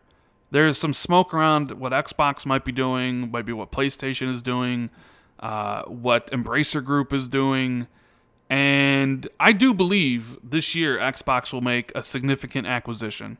I don't know when. I don't know if it'll be next month or in the summer or by the end of the year, but I do believe that. I think there's a lot of smoke, a lot of rumors flying around there, and I'm sure you've seen some of the rumors, right, Jazz? Yeah. But it definitely seems that all these companies are gearing up for the upcoming content war, which we've talked about for years. We've said this generation right now that we're in, and we used to talk about it like, next gen, when it was, the Xbox One, when we were talking about this 2 years, that like this upcoming generation and beyond is all about content. It's all about content for your ecosystem, and these companies are going to need developers to make this stuff. Now, for a while, a lot of people thought Google and Amazon were going to get into it, and it definitely seems like Google's getting out of that game, right? Amazon, still yet to be decided. We don't know what they're doing. There's talk that Facebook is sniffing around looking. There's talk that Apple is going to make a bigger push into gaming, and they have just as much money as Microsoft. So, what happened recently, which, Jez, maybe you can say this word correctly. Sony invested into Katawawa, the parent company of From Software, and I'm sure I probably said that wrong. I'm not even going to try. Do you know what the deal is there? I know a lot of Sony fans are like, oh, this means we're gonna have exclusive From Software games and blah blah blah blah blah blah blah. But it really just seems like more of an investment on the anime side, which if you like listen to Sony and some of their investor calls, like Sony is in the process of trying to make anime the next pillar of its business. I mean, they bought Crunchyroll and all that stuff. So, what did you make of that, the Sony investment in From Software's parent company?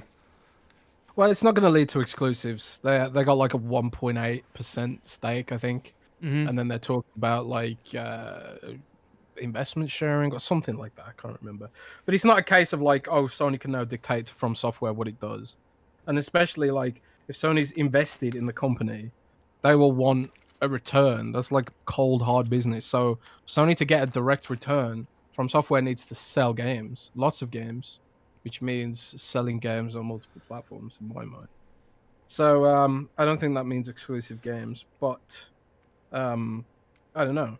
It's it could mean a whole host of other things, like maybe closer partnerships on some things, like the whole anime thing. Dark Souls anime, can you imagine that? Dark That would be Souls pretty cool. anime. Dark Bloodborne Souls Bloodborne 2 is anime. coming, guys. You know, like that's what some people are Yeah, like maybe. saying.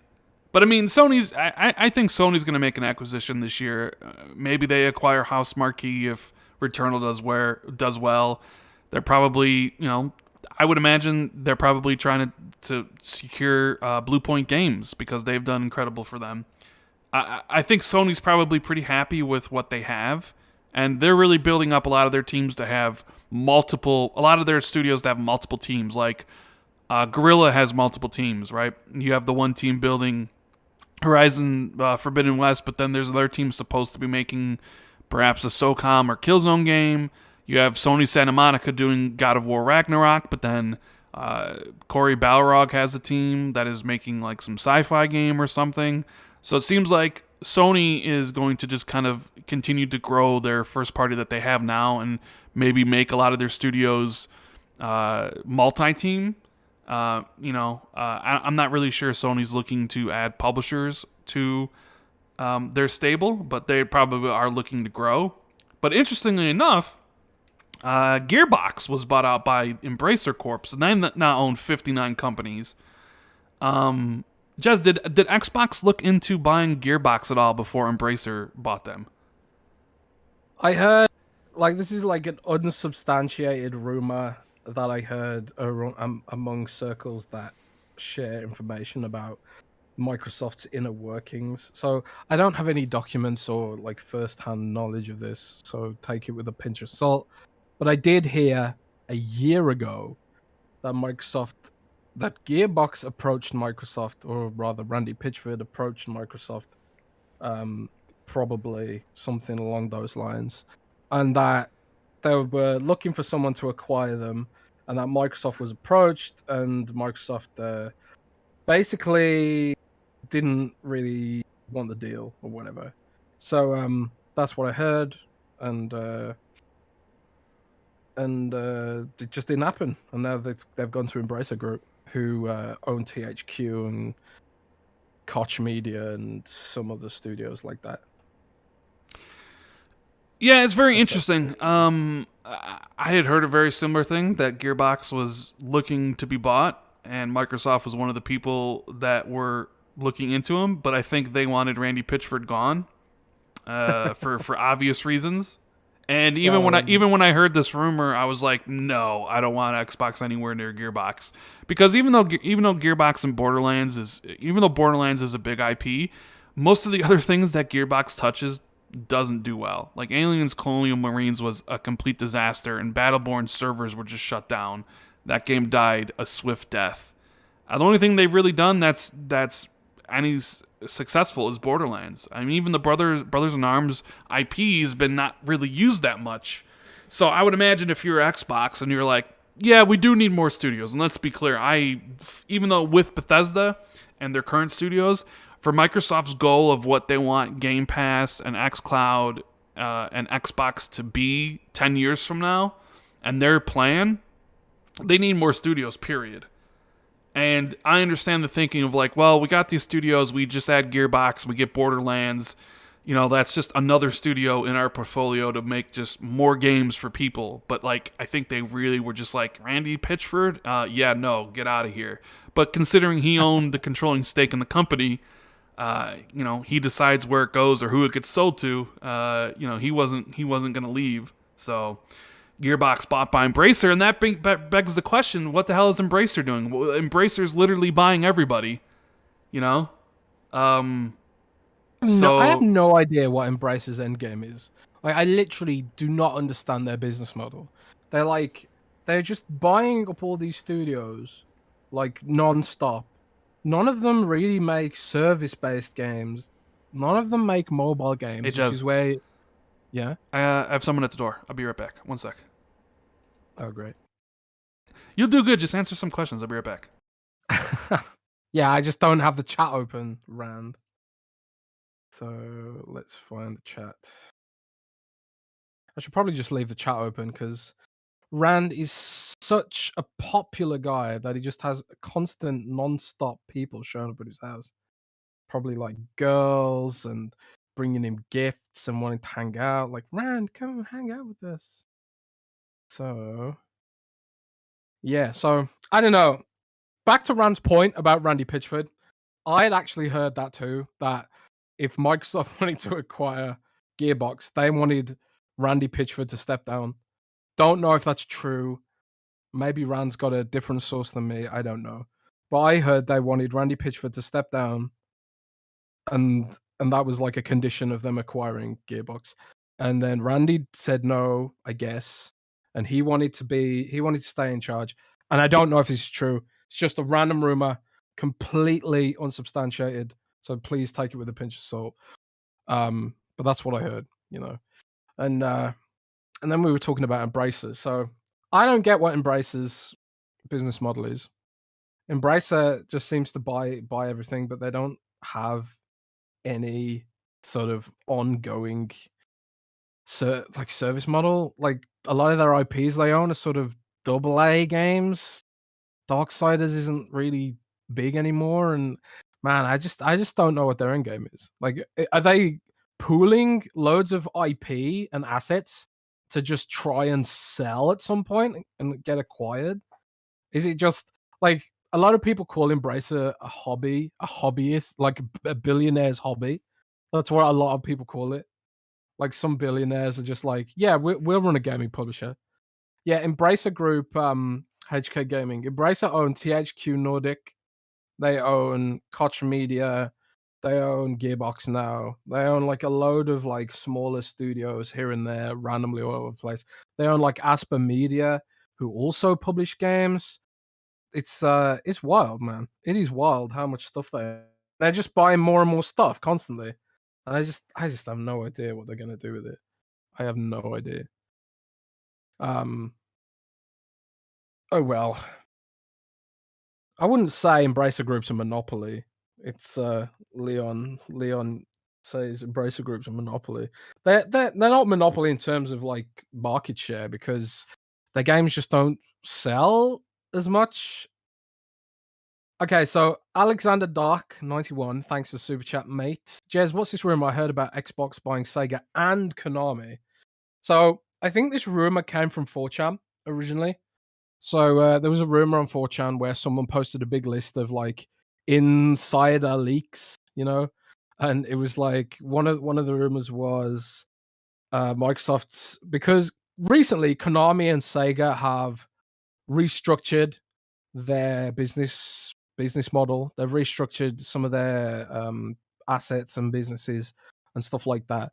And some people were suggesting that because they've done it, it means they can sell off part of their business more easily. And I think from that suggestion, someone drew up like a bunch of rumors that Microsoft was going to buy Sega and Konami.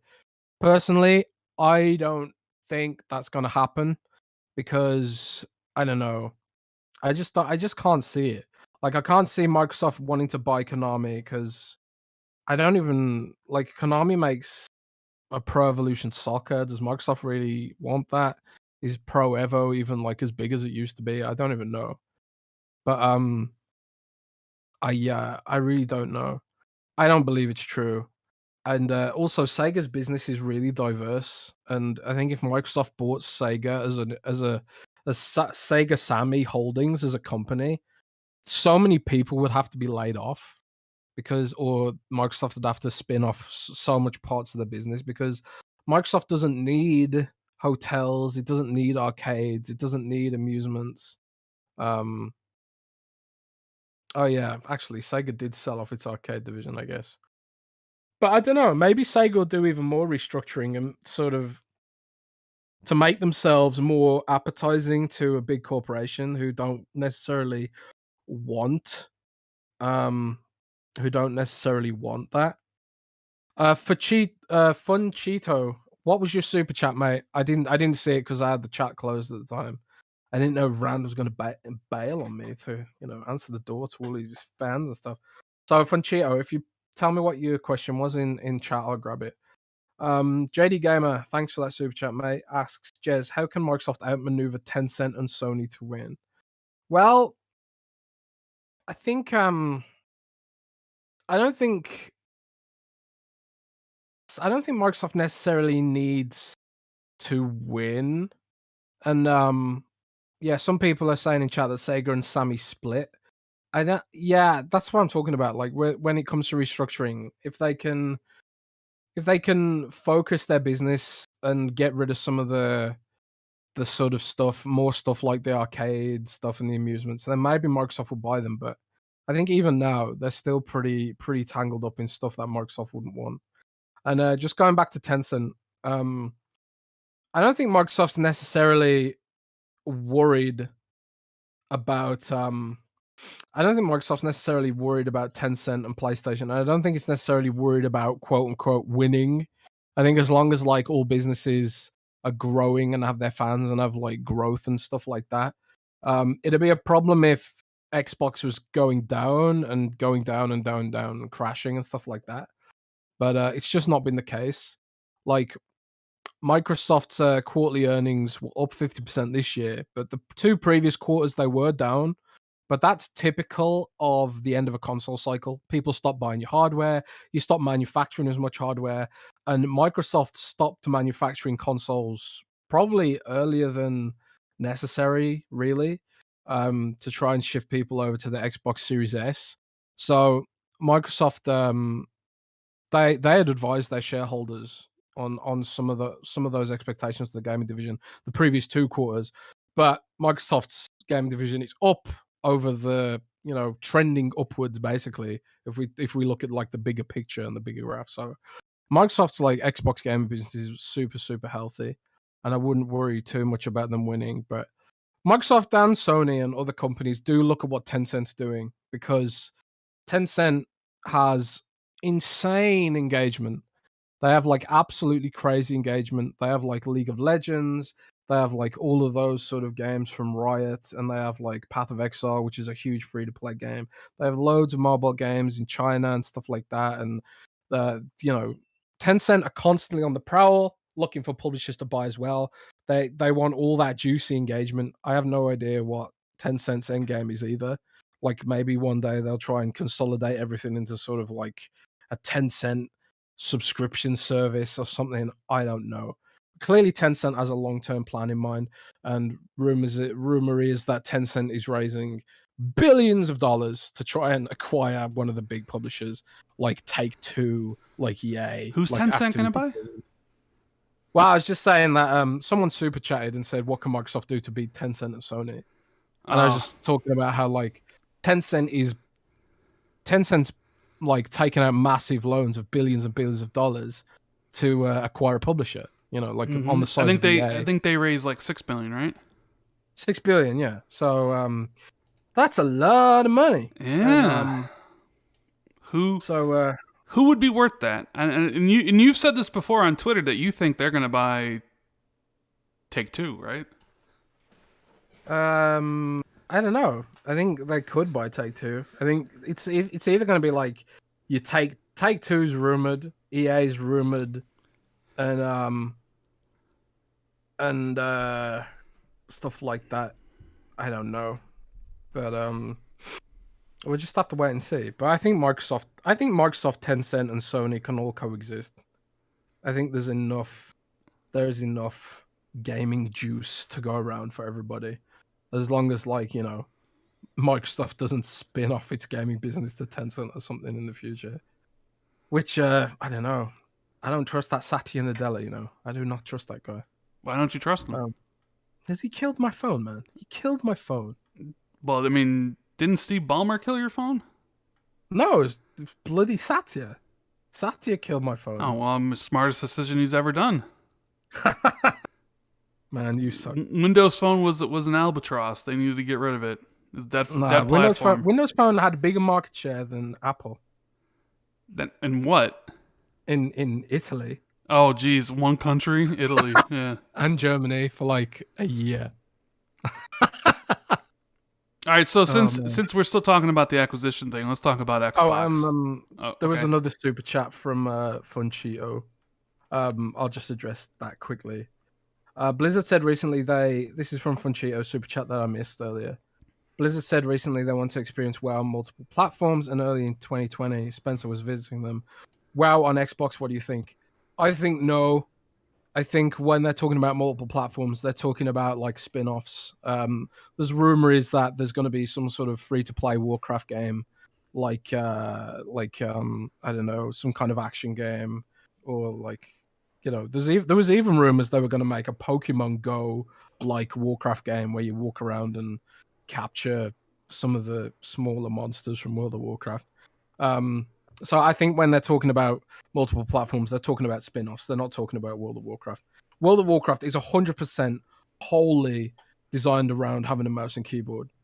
It just wouldn't work with the gamepad. And also it's designed around mods. The whole game is balanced around having mods because people have always modded that game. And if you can't have those mods on Xbox and PlayStation, the game just doesn't work. You actually literally need those mods. They'd have to do some like mad balancing. I suppose it's not impossible. I just think it's super unlikely. But who knows? Maybe it'll be revealed at BlizzCon, and I'll just be like have egg on my face.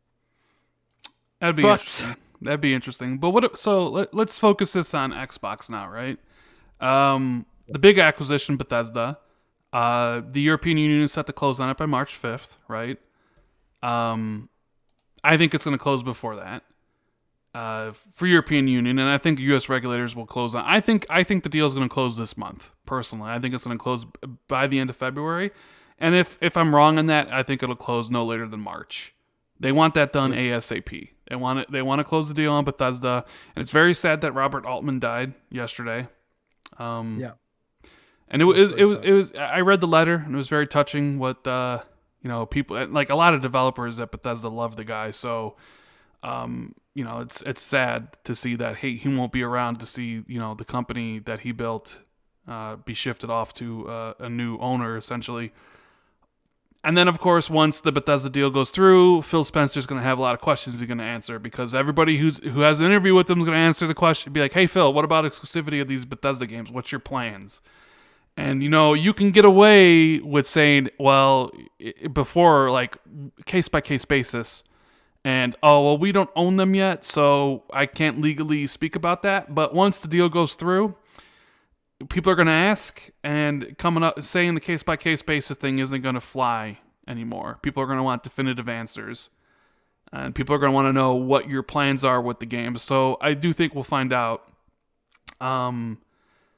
But realistically, since we're talking about extra acquisitions, there's been a lot of smoke recently. I mean, I did listen to the Defining Duke podcast with ACG and Maddie, and ACG was talking about how he knows that Microsoft is kind of, he's friends with some people at Substudio, and Microsoft is in the midst of acquiring them, and if they do, that'll be an exclusive for this year. There's the whole Sega thing, Jez, which me and you have talked about, and Sega recently restructured, separating its pachinko business from its console business, now making it more of a actual viable target for anybody interested in buying Sega. There's a lot of talk surrounding this. What is your take on all that? Do you expect Xbox to buy somebody? Do you expect them to buy a publisher, smaller developers? What holes does Xbox still need to fill? What do you think? Yeah, it's I talked a little bit about it when you're AFK talking to your fans or whatever. I need to put it like a note on the door being like, "Do not knock between this time for the podcast, please," because it makes Jez uncomfortable when he has to talk by himself for a few minutes. Yeah, I did okay today. I think it's like depending on how awake I am, I can ad lib a bit, but not that I'm too tired. But anyway, I did talk about that a bit while you were away, and like how Sega's business is complicated as an acquisition target, but they have been consolidating and trying to streamline and reorganize and make it more attractive, perhaps to a potential buyer. I see like Sega's like does line up with Microsoft in some ways. They're a very big name in Japan, which is a place Microsoft wants to be. And if Microsoft had Sega, they would gain a foothold in Japan in a big way. at least in terms of like having a base to grow from. Obviously, Sega owns Sonic, which is an iconic character. Even if 99% of the games launched around that IP have sucked balls in recent years, the only good Sonic game released in the last million years was Sonic Mania. Don't even at me. Um, the 3D Sonic games are just terrible in my opinion. But there's lots of other promising IP they've got there which could be adapted. Streets of Rage did really well. That sort of soft reboot sort of thing they did. Well, it's not even a reboot, was it? It was a straight up sequel to Streets of Rage 4. And then you've got like the real time strategy studios, which are probably very interesting to Microsoft because the PC space, right? Yeah, Creative Assembly and Relic. Yeah. Yeah, Relic obviously are making Age of Empires 4, and Age of Empires has been very dominant on Steam, and it's been resurgent on Twitch and esports and stuff. Like, have you ever watched Age of Empires esports? No, I haven't. I have no idea how these people can think so fast.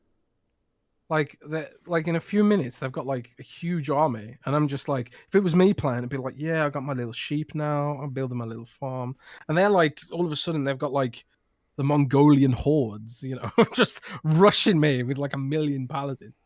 Like it's man, I do not know how people play that game, but it's that's a big area of interest for Microsoft, and it's pretty niche, and there's not a huge amount of competition in that space. Although, I don't know if you saw the internet blow up for Total War being announced. Total War, Warhammer 3, or whatever. Did you see that this week? I did see that, yeah. Huge amount of interest in that game from the Warhammer community and the Total War fans and stuff like that. So, that genre is underserved and probably has legs. So, obviously, Relic and Creative Assembly would be of interest. Creative Assembly, they made Halo Wars 2, right? They sure did. Or was that the other one? No, Creative Assembly made Halo Wars 2. Okay, so then you get your Halo Wars studio. Boom, easy. I don't know. No, I don't think they would want that just to do. Or Creative Assembly that made Alien Isolation. Creative Assembly, yeah. They made Alien Isolation, and then their next project was Halo Wars 2. And I'm not sure what they did since then. Certain Affinity. They were a support studio on Halo for a bit. I'm not really sure. But I guess the bigger question then is, while I could see why Microsoft would be interested in Sega's business, especially after they split it, because of the PC-centric developers, which is going to be an area Xbox is going to invest in. I know a lot of Xbox fans are like, well, wouldn't it be great if they bought Ubisoft or Warner Brothers games? But I think Microsoft clearly knows where they're lacking, and I think they know they need to shore up some of their PC developers. So I can see where the Sega acquisition, outside of getting some of the most beloved IPs in gaming, where you buy Sega and suddenly a lot of your PC problems are now kind of lifted because you own a lot of really great PC developers. So I could see Microsoft's interest in that. I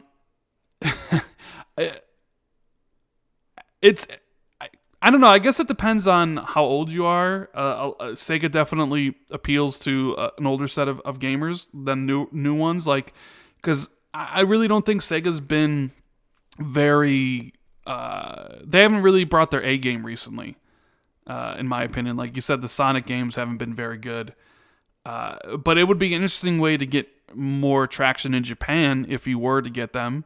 You'd have like the Yakuza series that you could try to sell over there. You have the Persona series from Atlas and stuff. There's just the thing is, Xbox is basically talking and looking at everybody. It's not just Sega. It's going to be literally anybody. They have battle plans for EAs and the Activisions of the world just in case some competitor makes a run at them, right? So, I'm gonna go on a limb and say Xbox is going to acquire another publisher at some point. I fully believe they will acquire another publisher, and people will be upset about consolidation in the video game industry. and all that stuff, which we're seeing happen right before our eyes. But I fully expect. I'm not saying it'll be this year. I do think they'll make another acquisition this year, and maybe it's a developer, like a independent studio. But I fully expect before it's all said and done, Microsoft will buy another publisher, whether it's WB Games, whether it's Sega, whether it's Ubisoft. They will purchase another publisher. Someone asked if they were going to purchase Konami as well. Well, there was that whole rumor that you were tagged in that you from a Brazilian guy that said the source close to Windows Central. Yeah, That, remember? it was the Brazilian guy. Yeah, I got it mixed up with the 4chan rumor, but yeah, it was that whole thing. Someone trolled that guy. I think it's it's a shame for him. But that Xbox what was it? Xbox was talking to about to acquire Sega and Konami, and they'd basically formed the new Xbox studios in Japan or something. Yeah, something like that. I don't know. Nobody at Windows Central ever discussed anything like that ever. So whoever linked that to Windows Central was just lying, which blows that rumor away straight away. But I would man, if Microsoft's going to acquire one of them, I would much prefer it to be Sega. Even though selfishly, I like Castlevania and Metal Gear Solid and Silent Hill as franchises. I prefer them to anything Sega has. I think Sega is obviously the clearly superior business to acquire. Not that it even has to be either or, but I think if you're going to acquire one of them and make it sort of like your brand in Japan, Sega would obviously be the best one. And also, Xbox is kind of associated with Sega because of the whole Windows ME thing and the Dreamcast and stuff like that. I think that'd be a cool partnership to see. And then you finally get your Persona games, which is been a huge pain point for Xbox that they don't have Persona.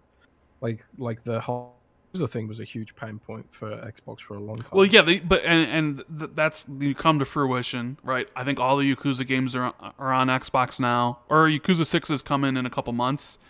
Like a Dragon launched day one, which is great.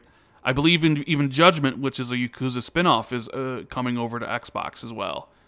And I know, I don't know if he's still listening. Special Ed over at Xbox Era put out a tweet saying that Yakuza's not the only Sega franchise that's going to be coming to Xbox Game Pass this year, right? And I have an inkling that, I don't know for sure, but I have an inkling he's probably referring to Persona. I think there's a very good possibility Persona comes to Xbox. And it's one of those things where Xbox probably pays for the port, puts it in Game Pass, and gives them a bunch of money. But I think Xbox and Phil have kind of identified some of the areas that are lacking on the platform, and Yakuza was definitely one of them, and that's rectified. And I think Persona's another one, and I think they're going to try to get Persona onto the Xbox.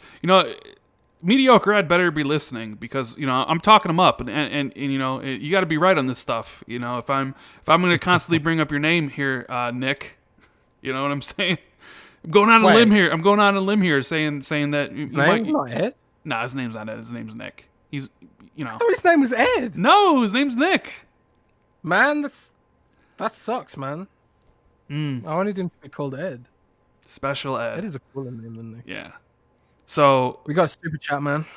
I see. Jen ED88 says Capcom is the better choice, not Sega. No Sega IP is better than Resident Evil or Monster Hunter. I detect no lies. I would agree with you. Capcom all the way, and I'm sure Jez does, right? Yep, Capcom is in fact the greatest publisher on earth. So I mean total agreement with that. But it's man, I almost don't want to say that could happen because it feels too good to be true. To get Capcom would just be ridiculously off the walls cool, Well, some of the things here, though, is I don't think Capcom's looking to get out. I think Sega might be looking for more investment, where I think Capcom is just starting to just really role. Like they're about to put out Monster Hunter Rise on the Switch, right? Yeah, Capcom. Capcom's really hit stride. There was a few years where I heard that Capcom at one point did want to sell, and they were looking for buyers a few years ago.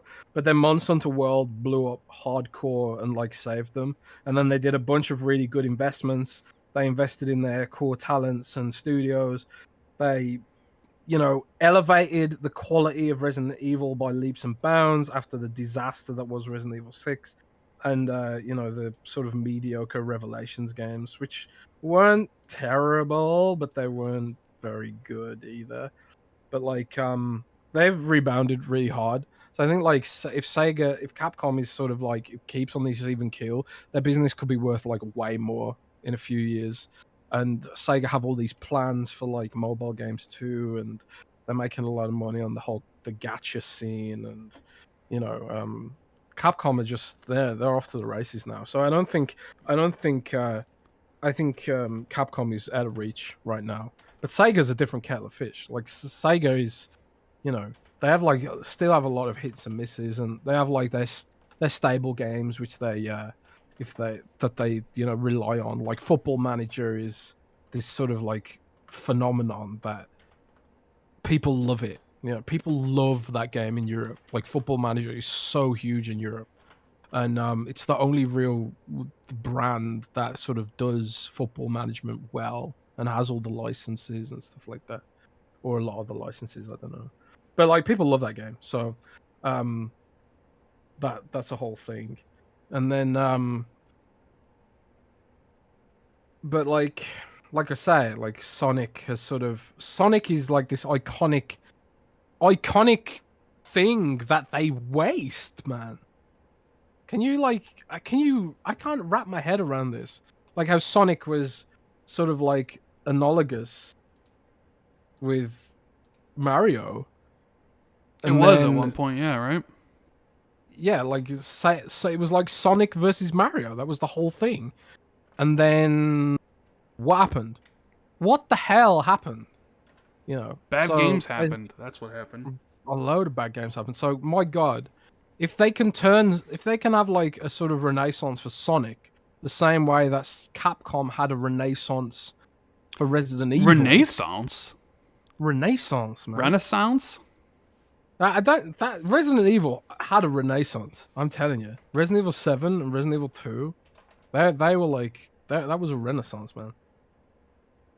But Sonic Mania was great, but like the 3D Sonics, ooh, I know people like them, and I know there's people in chat who like the 3D Sonics, and it's fine, It's people like what they like, but like as a little kid who got my Sonic and Knuckles cartridge and then slapped Sonic 2 and then Sonic 3 into the top. You remember that? Do you remember that, Rand? I do, yeah. Yeah, it was like the first sort of DLC stuff from back in the day. But that was so cool, man. That was so cool to do that. And then I went to played Sonic Adventure on the Dreamcast, and I was like, what the hell is this, man? I was like, what is this? Give me side-scrolling Sonic, man. I don't know. For anybody listening right now, I'm putting a code for the medium in chat if you want the medium. There's a question mark for one of the numbers. It's one of the numbers 1 through 9. So if anybody wants the medium for free, courtesy of the Xbox 2, you can grab it in the chat, and hopefully someone enjoys it. But yeah. So the whole acquisition thing, I think I've already said, I think Microsoft is going to buy somebody. Is it going to be Sega? Maybe. I definitely could see the possibility, and I could see why Microsoft would be interested. And somebody else super chatted, do you think Paradox is a possibility? And I also think Paradox is a possibility. Paradox is probably somebody you could get cheaper than Sega, and they're also big PC developers, because you have to look at, if you're Microsoft and you're looking at what you need to cover your bases for studios and games, and you might be able to think, okay, we're good for a little bit with Bethesda and our current studios, but we need to really focus on PC because there's a lot of growth potential on the PC. Paradox is a good publisher that has a lot of PC developers that you could leverage for PC Game Pass and then titles on Steam, which is why also Sega would be interesting because they have a lot of great PC developers. So I do think Paradox is a possibility. But the problem with all this is that, like, Microsoft talks to developers and, you know, it's hard to get people to agree on these things. Like, Bethesda wanted to sell. Like, they wanted out. And clearly, when you read that letter from his son, like, it seemed like the only one he was willing to sell to was going to be Microsoft, right? So it's hard to get people to come down to terms. And it definitely looked like Gearbox wanted out. Like, Gearbox wanted to be bought. They probably wanted financial stability. And they went to people that were looking to buy, but, like, Microsoft didn't want Randy Pitchford, so here's Embracer. You know, Sony's looking to shore up some of their businesses. They want anime to be a pillar, so they're investing in that area. They're still looking to add more studios. It's all about content. So with Microsoft's goal of what Game Pass is going to be in the future and how many studios they need, yeah, they're going to have to buy another publisher at some point, I think. But then there's also other deals you could make. You know, you've talked about this before, Jez, but Ubisoft and Uplay and Game Pass, I think that's going to happen. And I've said that in my prediction video. I think that happens November of this holiday, right when Halo Infinite kind of joins releases. Maybe Starfield in October, maybe Forza Horizon 5 in September. Hell, there's even talks that Wolfenstein 3 releases this year. And then if you're trying to grow Game Pass and you already have EA Play in there, which, by the way, did you see how much Game Pass impacted EA Play in EA's fiscal call? No, what did they say? I missed So EA said that they had 13.5 million players in EA Play, right? And the last time they reported numbers, which was I think back in September, they had 6 million. And that, so the 13.5 is with the Game Pass, impact. So they went from like 6 million subscribers to 13.5 million, essentially, right? And I think Ubisoft is going. I think a lot of people are looking at what Game Pass can do for you, for not only for your game, but also maybe for a portfolio of games. Because even before, and I don't think I mentioned this before, and I know you've heard it, and I know other people heard it, even before Microsoft bought Bethesda, right? And they had been talking with Bethesda for a while. There were rumors, very strong ones, that Microsoft was going to announce some sort of partnership with Bethesda for Game Pass. Do you remember this? Where yes. Bethesda's games would all be on Game Pass. But it never really came to fruition, and then Microsoft ended up buying them anyways. And now you have the situation with EA Play. EA's talked about the bump they've seen with Game Pass numbers. And I think other publishers are looking at it if that would be a way to increase monthly active users for their games and revenue and all that stuff. So I really do think by the end of the year, Ubisoft will join Game Pass. And for $15 a month, you'll have all of Microsoft's games with the addition of Halo Infinite and Starfields and all the titles on there. You have all of EA's games. You have all of Ubisoft's games. And you're going to be talking about a service that just has an insane amount of value. I think that does happen this year. What do you think? Yeah, I mean, I heard that Ubisoft thing a while back, and yeah, I think that's a whole thing that's coming.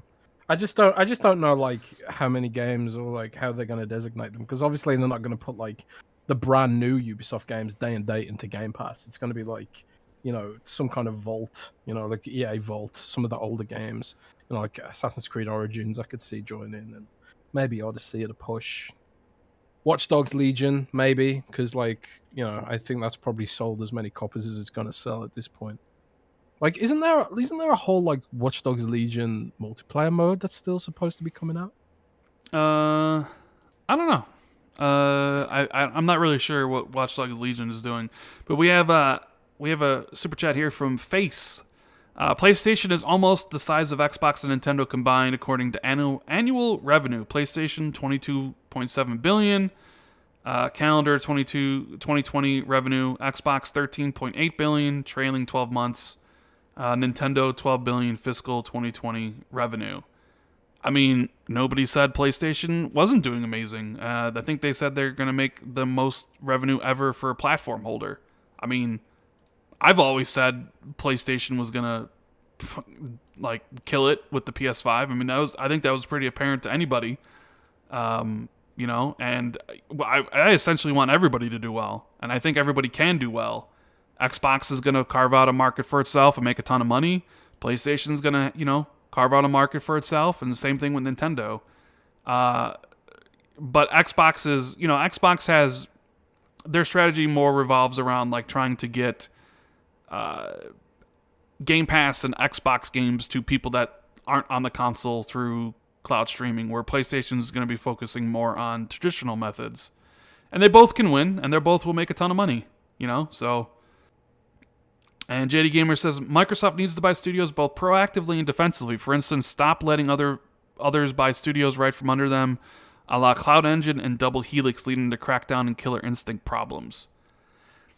Yeah, but that is a good point. It is a good point, but then sometimes when Double Helix was bought out, I don't think Microsoft was in a position to really counteroffer or stop them. I mean, you're talking, what, 2014 Xbox? After the disaster of the launch? I don't think they were in a position because of, you know, what was going on, where it was just like, Double Helix is like, yeah, we're getting bought out by Amazon, and it's not like Xbox at that time was investing. You know, they were, you know, the budgets were getting cut, right? Yeah, and this is the huge amount of damage that Terry Myerson did, and the sort of the weird way Xbox was structured as part of Windows, which has been Windows as a business has just been massive fail for like a million years. So essentially, the last thing you want is for your business to be anywhere near the Windows division, because the Windows division just seems like a total mess, like projects just being cancelled left, right, and center. God knows what's going on with Windows right now. Like all these like sort of features that they announced and then just cancelled, and then features that they announced and then delayed. Like if you think the delays on Xbox are bad or in the gaming industry, you want to look at like Windows 10 development. Like it is a catastrophe what's been going on in that division. So for Xbox to be spun out into its own sort of, you know, cost area and for Phil to be promoted is the best thing that's ever happened for Xbox, frankly. In its whole history, for Xbox to be its own thing within Microsoft is the best thing. And like you're seeing the fruits of that freedom right now. You can't deny the damage being under Windows caused to Xbox. And that sort of damage will take a little while to, you know, be fully gotten rid of. But you know, we are sort of in that process now of transitioning to a point where we can firmly put those dark years out of memory. Like speaking of Double Helix, like did you see Killer Instinct surge on Twitch this past week? I did. Maximilian, who I like watching his content. He's one of the few streamers I actually check out. He hosted he hosted a Twitch Rivals, and it was huge. And the thing is, I know Microsoft wants to do Killer Instinct. It's not like they didn't want there to be a sequel. It's just that they had nobody to make it. At least that's what I was told. Yeah, I was told that there's just not a developer available to make the game. Like they want somebody. They want Killer Instinct to continue. It's just that they don't have anybody that was able to do it. And I don't know what happened between Microsoft and Iron Galaxy, because they were the ones who took over for Killer Instinct after Double Helix got bought out by Amazon, which is a shame because, especially with what's going on over on Amazon, like Double Helix was just destroyed. And, you know, if they didn't get bought by Amazon, you could have had Double Helix. Like, they put out Killer Instinct and Strider at the beginning of this gen, and they were both so good. Had better than any right that, you know, they had to be. And I kind of look at that, I'm like, man, that's a loss, because Double Helix could have gotten a bigger, more funding. You know, they could have done Killer Instinct 2, and who knows what that would have done, and maybe more. I think it's a shame that Double Helix was bought out right when they're on the cusp of being something great, only to just get dismantled and destroyed by Amazon. You know, that's honestly a shame. But yeah, I Microsoft wants Killer Instinct to come back. The problem is, it's logistics basically. Yeah, they need a developer. You know, there was to do it. I was told by a couple of people in the game industry who like run studios, like people that I know in the industry, that like because of COVID, some things that were taken for granted before have become hugely problematic. Like a lot of the time, games like Call of Duty and Halo have had like it's always like Halo developed by 343 Industries, but actually like a lot of the work is actually farmed out to lots of what they call support studios, you know. So some of you may know this already, but like Splash Damage worked on Halo, I believe. Certain Affinity worked on Halo as well. And like all these support studios, they would come in and they would help to build these games remotely. And you have to think like these are studios that are designed to work on a game from all over the world remotely. And now that like everyone is having to work remotely because of COVID, these support studios that were designed for remote work are suddenly in massive demand, and like there's no availability. So a lot of the games that are getting delayed is because there's literally a shortage of support studios to help out with the development. This is something that I've heard, and it's another COVID thing, and it's going to be like all the games that we've been seeing get delayed and delayed and delayed. It's because of this sort of lag period from not having as much availability on the support side. So it's interesting how COVID's affected the industry, and we'll probably be hearing about it for years to come after the fact. Yeah, and But it sucks. also, since we're talking about Xbox and Face brought up the revenue, Microsoft had their quarterly report. Xbox hit $5 billion in revenue for the first time ever in its history. I always find it funny when people say that Xbox is about to go out of business when they're making more money than they ever have. And they announced 18 million Game Pass subscribers. Yep. So they went from 10 million in April to 18 million in by the end of December. And I just imagine what that number could be if Halo Infinite was actually launched this fall. How much larger that number could be. So, I mean, like the ceiling for Game Pass is huge. Like especially when you think about like this year. Maybe the beginning of this year is a little bit slower because it's just the medium, and who knows when the next big game is that's going to launch on Game Pass. But like Halo Infinite's coming in the fall, and I really do think Ubisoft is going to add their games to Ultimate this fall. And then if Starfield launches and if Forza launches, like there's potential Game Pass could be 25 million by the end of this year, maybe 30 million if they can constantly add a million a month, although I think that's unrealistic because I mean they're not really adding a lot right now.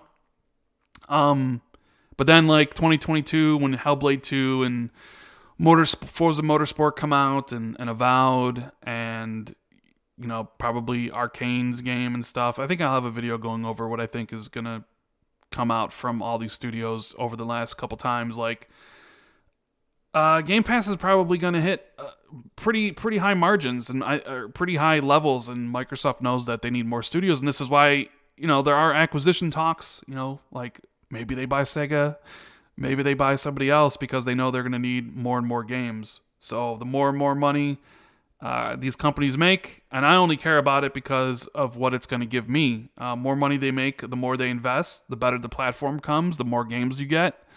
That's all just gravy for me, because I know some people were like, oh, sales this and sales that, they're so stupid, who cares, blah, blah, blah, blah, blah. But at the end of the day, they're important because, and when Xbox One came out and didn't sell well, it affected the games library on the Xbox because some developers thought, well, it's not doing well, there's no reason to support it, right? So there's no reason to put Japanese games on there. Some games decide like, well, we'll just go with PlayStation because they're the best. Like, I'm all about like, I want the best for the consoles, so I want the consoles to do well where you don't have to choose. Well, I want to support all the consoles. Where like you make the mistake of buying one and it's not really supported and stuff like that. Like, so of course it all matters. It all matters. Like, look at Stadia. Like, they're out of it. and it's because nobody was using the platform. If somebody was using it, they would be investing in it, but they're not. So it's all important. So that's why I talk about it, because I believe it's just going to lead to bigger and better things and more games and better services and, better consoles. And that's exactly what I care about. I don't give two flying Fs that Microsoft as a corporation made $15 billion last quarter. I don't care. That's interesting trivia. I care what Xbox does, and I care what PlayStation does, right? I don't care about Nintendo. They're irrelevant to me. Nintendo's, as King David would say, Nintendo's in the bushes. So wow, and I'm sure me and Miles are gonna have a nice little fight over that tomorrow during the Windows podcast, right? Are you not getting Pokemon Snap then? I'm not playing another Pokemon game as long as I live. Not even for charity. No, I'm not playing. I'm not playing another Pokemon game even for charity. I'm not doing it. I'm not playing I'm not playing Animal Crossing either. I'm not doing it. It's not going to be done. Protos wants to know, Rand, why is Amazon Luna still a thing if Stadia is going away? Well, Luna is still a little bit better positioned. It's a subscription service, and it's just PC ports, where Stadia was Linux ports, which nobody wanted to do. Amazon's been making games, they just haven't been good, where Google's just we're not even going to bother, right? So it really depends. I guess it depends on how much they're in it, and we'll see how much Amazon is in it for the long haul. And if they are, then that'll be one thing, and if they're not, then that's going to be something completely different. I know a lot of people think. Shout out to my guy Zedax. I forget how you say his name. Zedax. He thinks, and he predicts that game streaming will be the future of video games, right? And I'm not so sure, and I agree with him. I think it'll be an additional thing. I'm away from my Xbox, I'll stream Xbox games, or I'm away from my PlayStation. But he legitimately thinks that game streaming is going to take off in the way Netflix has taken off, or in the way Spotify is taking off. And that the first one there is going to reap the rewards, which is, I'm sure, what Satya and Phil, right? I'm sure that's kind of what Phil has sold Satya on. And with Google kind of backing out, that does kind of put maybe not the best spin on streaming taking over. I don't know. I really don't necessarily. I don't think streaming is the future of video games. I think there's a market for it, but I don't think it'll be as big as a lot of the proponents of game streaming think it will be. I mean, I could be wrong. Maybe in 10 years' time, everybody streams games because it's super convenient and you don't need to own hardware. But I don't know. Well, that's a wait and see approach. That's the reason people think it's going to be big. It's because of the convenience, right? I used to be one of these guys who was like, man, streaming services are dumb. You don't own your content, blah blah blah blah blah. But then I got Netflix, and I ended up I literally owned about 5,000 DVDs. I literally owned all these movies, all these shows. From all the shows that I've loved and movies that I liked over the years, and I had all this stuff, and I was instead of bothering to put the DVD in, I just fire up Netflix and find something to watch on there, and BBC iPlayer, and then in America you've got Hulu and all that other stuff, and now Disney Plus is here, and now also I'm it's to the point where I'm so busy a lot of the time where I don't even have chance to watch what's on these streaming services anyway. So I literally just gave away 5,000 DVDs to a charity shop because I just never ever touched them. And I have about 150 CDs and I never ever touched them. They're just secondary to Spotify. I've got a vinyl record player and I got a few vinyls because nostalgia or whatever. But even though I've got the vinyl version of a lot of stuff, I just yell at my Amazon Echo and just fire up Spotify. So there is a convenience there, and if the only way cloud gaming will 100% replace console gaming is if the experience matches 1-to-1. And the law of physics suggests that that's not possible right now. You're always going to have some sort of uncanny lag sort of feeling, or you're going to have artifacting and stuff like that. There's always this sort of idea, but if there is something that can do either algorithmically or with machine learning and the experience is 1-to-1, why would you buy a console? You know, if the experience is literally identical, if you literally can't tell the difference, imagine that all you need to do is pair a controller with your TV and stream the game from an Xbox app on your TV. If the experience is identical, why would you buy a console? Some people would say ownership of games. You know, like they want physical games, and a streaming solution would just be digital, but even not even really digital because you don't even have the game to download. You're just streaming it. You know what I mean? All these kids are growing up with free music on Spotify and YouTube and stuff. I don't know, man. Yeah, well, I can see it. I can see it. Like, not next gen, maybe not even the gen after, but I can see it, man. Elon Musk's putting his Starlink satellites into space for blanket global Wi-Fi mesh stuff.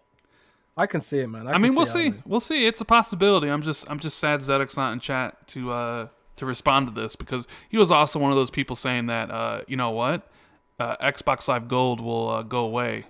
And then they doubled the price, and I'm like, because he was like, it's going to go away. And I'm like, you sure? And then they doubled the price, and I'm like, this is the last thing I expected Xbox to do. And I'm like, yep.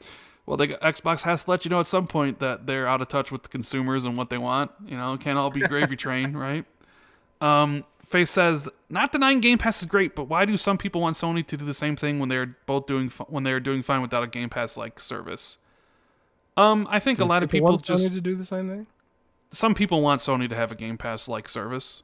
I mean, they kind of do with PlayStation now, but I think some people just want to play a lot of the games, and they like how Game Pass has a lot of the games, and it's a monthly fee, and some people aren't down with paying, $70 for, a title, like, the next God of War or whatever. I mean, $70, that's US. It's even more expensive in Australia and even the UK, and that's a lot of money to a lot of people, but $15 a month, $10 a month, you can play a lot more games for a lot less. I think just that has a lot to do with it.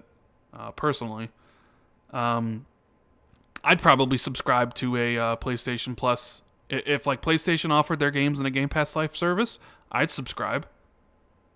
I'm not necessarily one to be like, I need to own everything. It's more about the experience for me.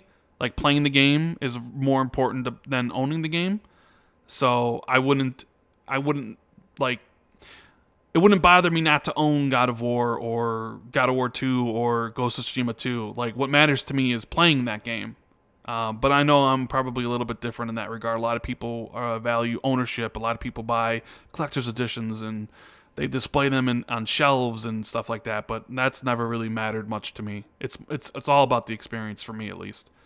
There was a super chat from Commander Shepard that asked what do we think of the Mass Effect Collector's Edition, since you mentioned ownership. I know. I think I saw Colt Eastwood buy one. I pre-ordered one as well, but now I'm thinking maybe I don't really need it because of the butt. Because there's no butts. I got buyer's remorse, man. Yeah, no butts in the game. How terrible. I tweeted that. Oh, what's that? What's going on? Someone calling? Yep. Even though I said not to call. I don't know. There's been special editions are cool to look at, but I would not spend all that money. Like my buddy Lovebug Gopher, who maybe is listening, maybe is not.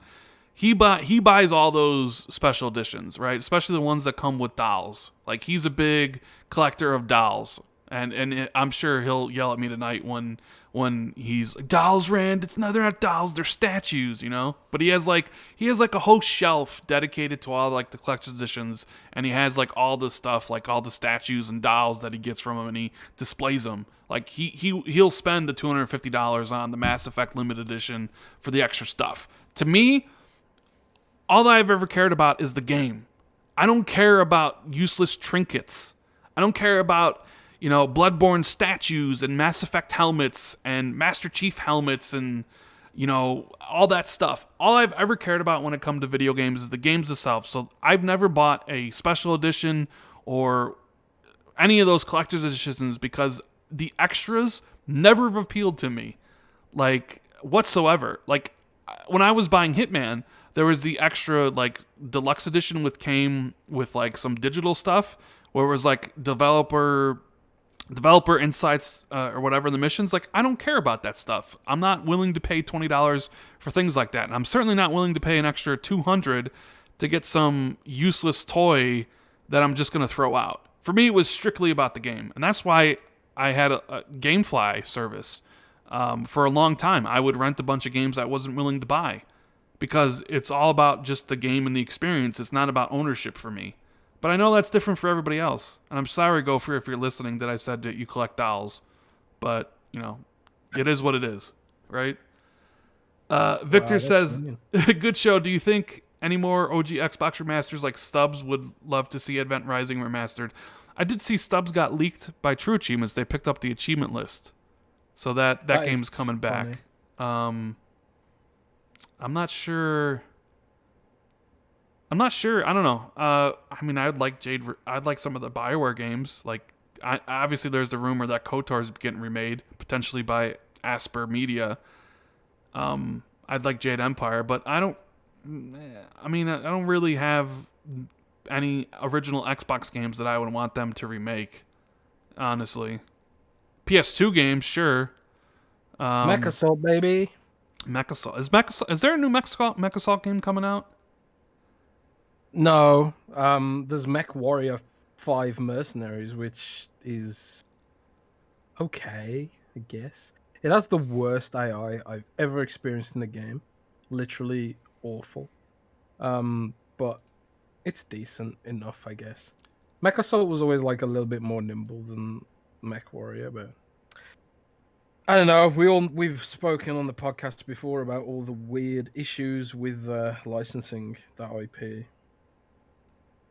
So, I don't know if we'll see that. Yeah, that's true. What else we got here? Well, we talked about Mass Effect. It's releasing May 14th. Hopefully they update all the kind of stuff from Mass Effect 1, the gameplay. What are you going to be getting this, Jez? Are you going to be getting the Legendary Edition? Are you a Mass Effect fan? I pre-ordered it, but you mean the collector's edition or just the game? Just in general. I mean, like, I know I'm going to buy it too, but are you legitimately going to be playing through all 3 games in May when it comes out? I honestly don't know. Like, it's a case of like, I want to know if they to what extent they're tweaking the first game. That might decide it for me, because I don't know if I can be bothered to go through the first game again. And then it's kind of like, well, can I be bothered to go through any of them again? I don't know. If they were like full-blown proper remakes like Resident Evil 2 was, like where everything's like, if Mass Effect 1 had been actually remade and not just modded and tweaked, I'd be a lot more excited about it. And like today they announced that Prince of Persia's getting a fat delay because they actually want to do a bit more to it than just upgrade the resolution or whatever. But I'd be a lot more excited if it was a remake. But yeah, I probably will play it. But ultimately, it depends on like what's going on in May. Because man, I just get so busy. Yeah, that's true. And the backlog is real, man. I want to play the Yakuza games. I want to play the Hitman games. Do I really add classic games to my backlog as well? Man, these tough times on these gaming streets, man, with all this backlog. My backlog is pretty real too, but I'm joining my time with Hitman, and when Little Nightmares 2 comes out next week, I'll be playing that, and then who knows what's next. Sin Vendetta says the worst physical collector's edition I ever bought was Dead Space 2 collector's edition with the smallest, cheapest plasma cutters ever made. Such a waste of money. Great game though. Dead Space 2 is amazing. But yeah, I don't know. Like some of those collector's editions, unless your goal is to buy the collector's editions and hope you can resell them for more than you bought them. You know what I mean? I bought the Cyberpunk collector's edition, threw the box away, keeping that shit, no regrets. Epic statue, tons of cool lore items, cool book. I love that stuff, man. I do love that stuff. And they're not dolls, man. Although I do have some of those. They're not dolls. I have a pyramid head doll. Epic Monk says, would Fable be live service game with story content updates? I'm sure Fable. I'm not sure Fable will be a games as a service strictly like you see Apex Legends, where it's like, or like Halo Infinite, where like this is going to be a Fable for the next 10 years, essentially. But I do think Fable will have some live service elements. Like I think it's going to have multiplayer. There'll probably be like quests you can go on with people. Maybe even like an area where, like Destiny, where you can see everybody else that's playing the game. Like those type of things. But I don't think Fable is going to be a platform, because there were people concerned that Fable was going to be an MMO. Remember, Jez, when it was initially revealed?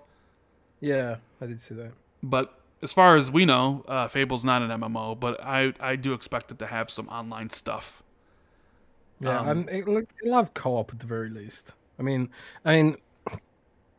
Fable 2 and 3 both had co-op, so that's expected, right? Yeah. I don't know.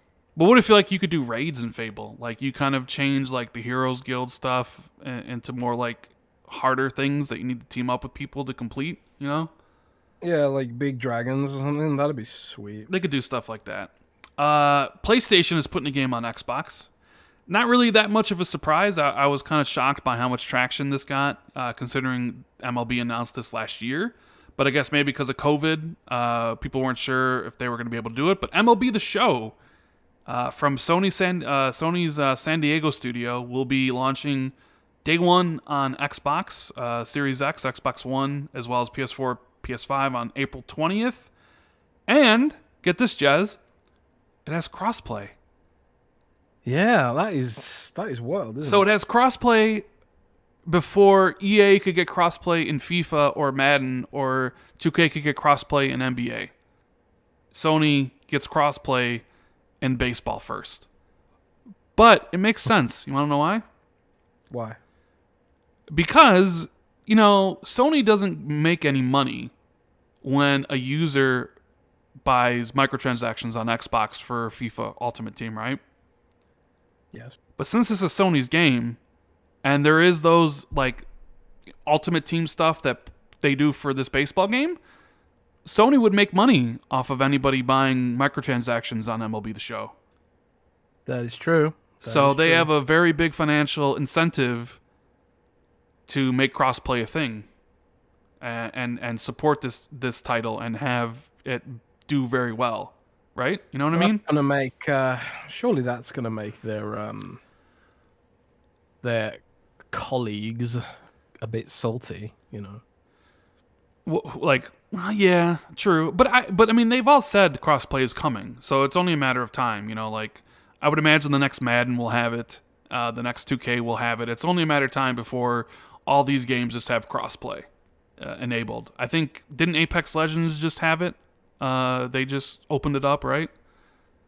Yeah, I believe so. It just, for whatever reason, it takes time. But yeah, crossplay with MLB The Show. It's going to be weird seeing you load up your MLB The Show on Xbox and see the PlayStation Studios logo on the Xbox. Like that's nuts. This is something where 10 years ago, or even the beginning of next gen, last gen, you thought would never ever happen. There's no way. Not only we see an Xbox game on PlayStation, but then a PlayStation game on Xbox, and you got both of those. Minecraft is on, PlayStation, and now you have this game coming to Xbox. It's freaking crazy, man. It is wild, but it's kind of cool to see the barriers come down. I've never played a baseball game in my life. No, that's a lie. Did you ever play a baseball game on the Sega Genesis that had robots in it? I did. I think I'm picturing the exact game you're talking about too.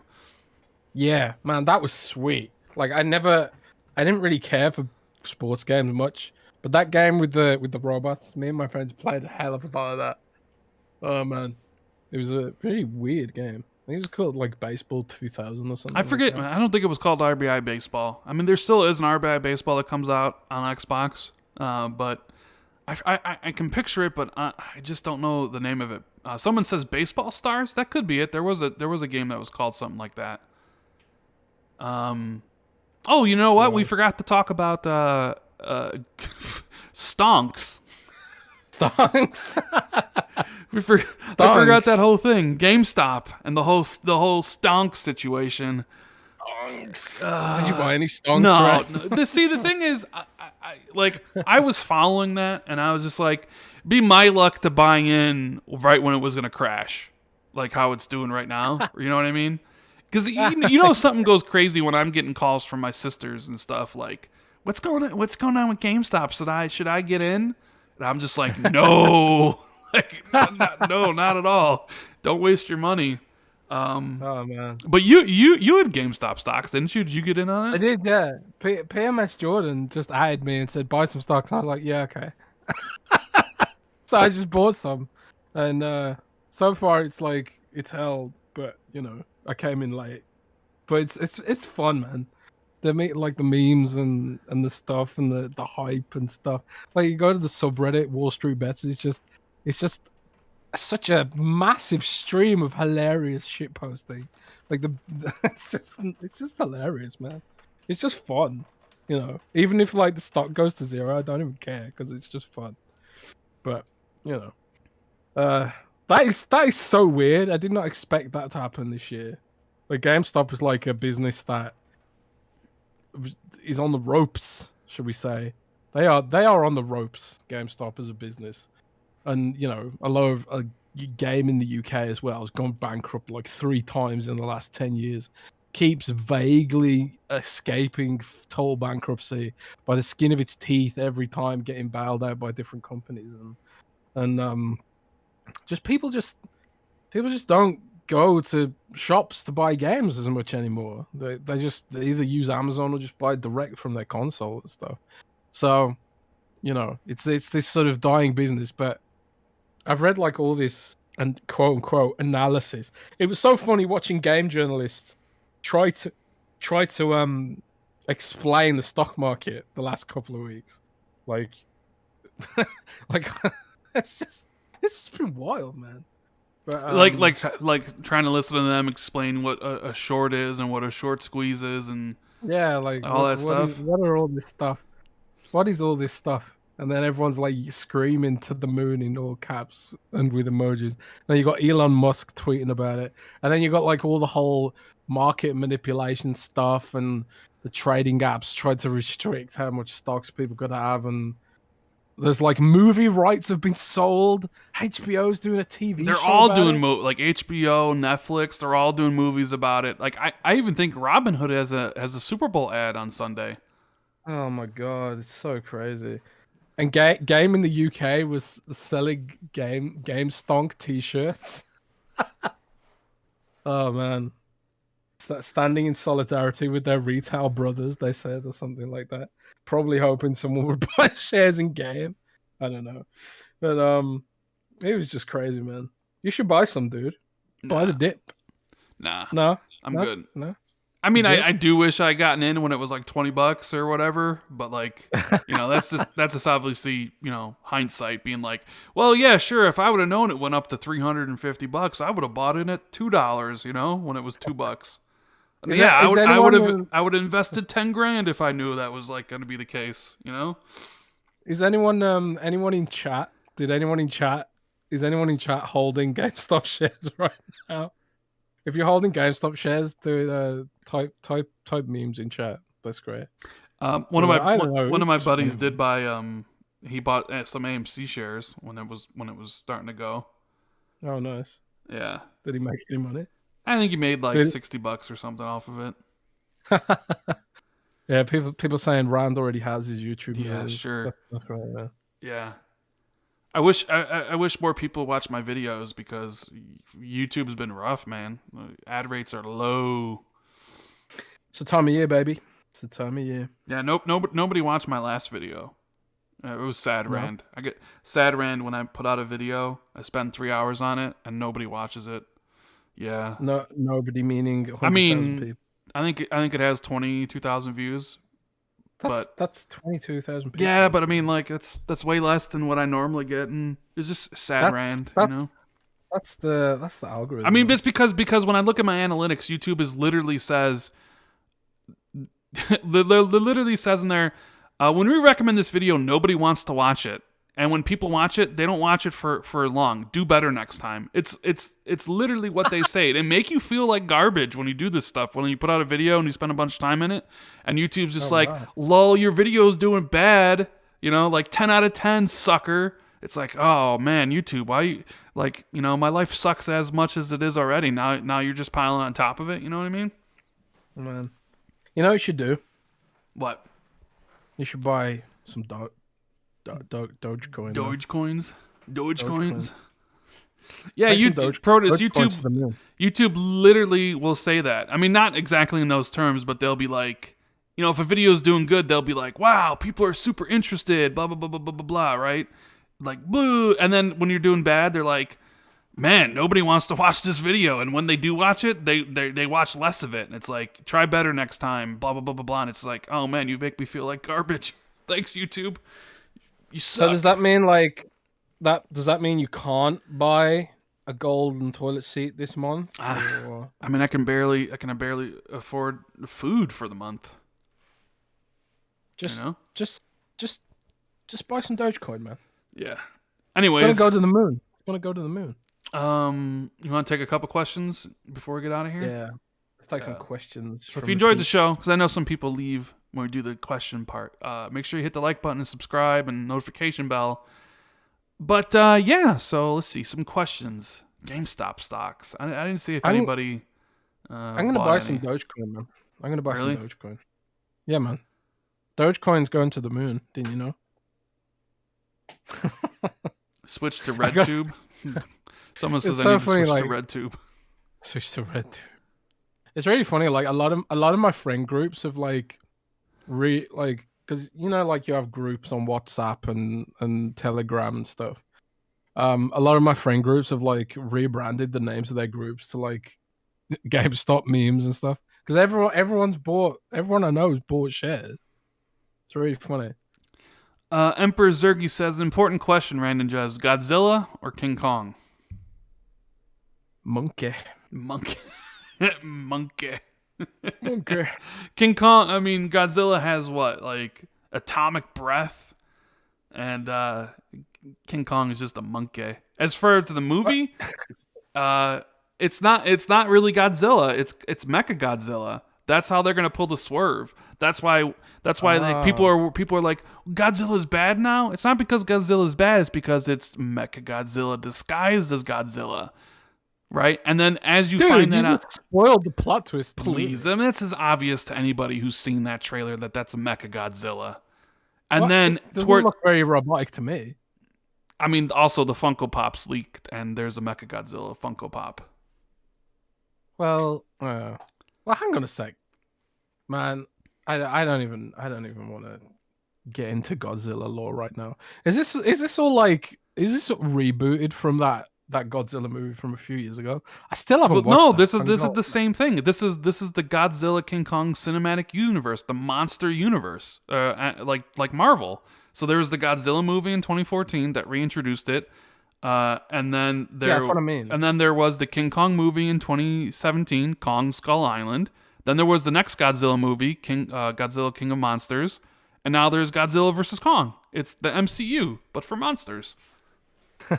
I'm dead serious. So I need to watch them in that order then? Yeah, so watch Godzilla 2014, and then Kong Skull Island, then Godzilla King of Monsters, and then Godzilla vs. Kong, the new one. I will watch them. Actually, I'm going to watch them this weekend. Yeah, Emperor Zergy says you can see Mecha Godzilla in the trailer. Indeed, you can. Mecha Godzilla is literally in the trailer at the very beginning. It's just that people aren't paying attention. But that's how they're going to turn, because Godzilla in these movies is supposed to be good and protect humanity. But now he's bad. Why is he bad? What's going on with Godzilla? Oh, it's because he's a freaking robot. So what's going to happen is it'll get revealed that he's a robot and he's about to beat King Kong, and then the real Godzilla is going to show up. and they're gonna tag team Dude, Mechagodzilla. why are you spoiling the movie? I'm just saying, I don't know that's gonna happen, but if I had to guess, that's exactly what's gonna happen. What's the giant moth called? Mothra. Mothra, yes, and Mothra's in what Mothra shows the last one. Mothra was in King of Monsters and he died. Oh. Yeah, all the monsters. You spoiled it for me. What the hell? You still have to watch it. I mean, the last Godzilla movie had King Ghidorah. Stop it had spoiling Mothra. it. It had Rodan in it. It had all the monsters. And what the hell are you spoiling it, man? All these spoilers. Sleepy Goblin says, "Who's your bestest friend, Perrin or Matt?" Matt. If we're talking about Wheel of Time, Randall Thor, which is me and the main character of Wheel of Time. Matt is my second favorite character, so Matt would definitely be my bestest friend. He's the best. Blue Moon dropped super chat. Yeah, Blue Moon says, if you had to pick a co-op game to play together, what would it be? Like me and Jez to play a co-op game together? Bless. Well, you know what? Miles forced me to download Sea of Thieves to play Sea of Thieves with him tomorrow while we do the podcast. I might join him. You should. That'd be fun. Co-op game to play together. I mean, I think the only game me and Jez have ever played on Xbox together was Battlefield 5 or Battlefield 1. And me and Jez have opposite schedules. He's never on when I'm on.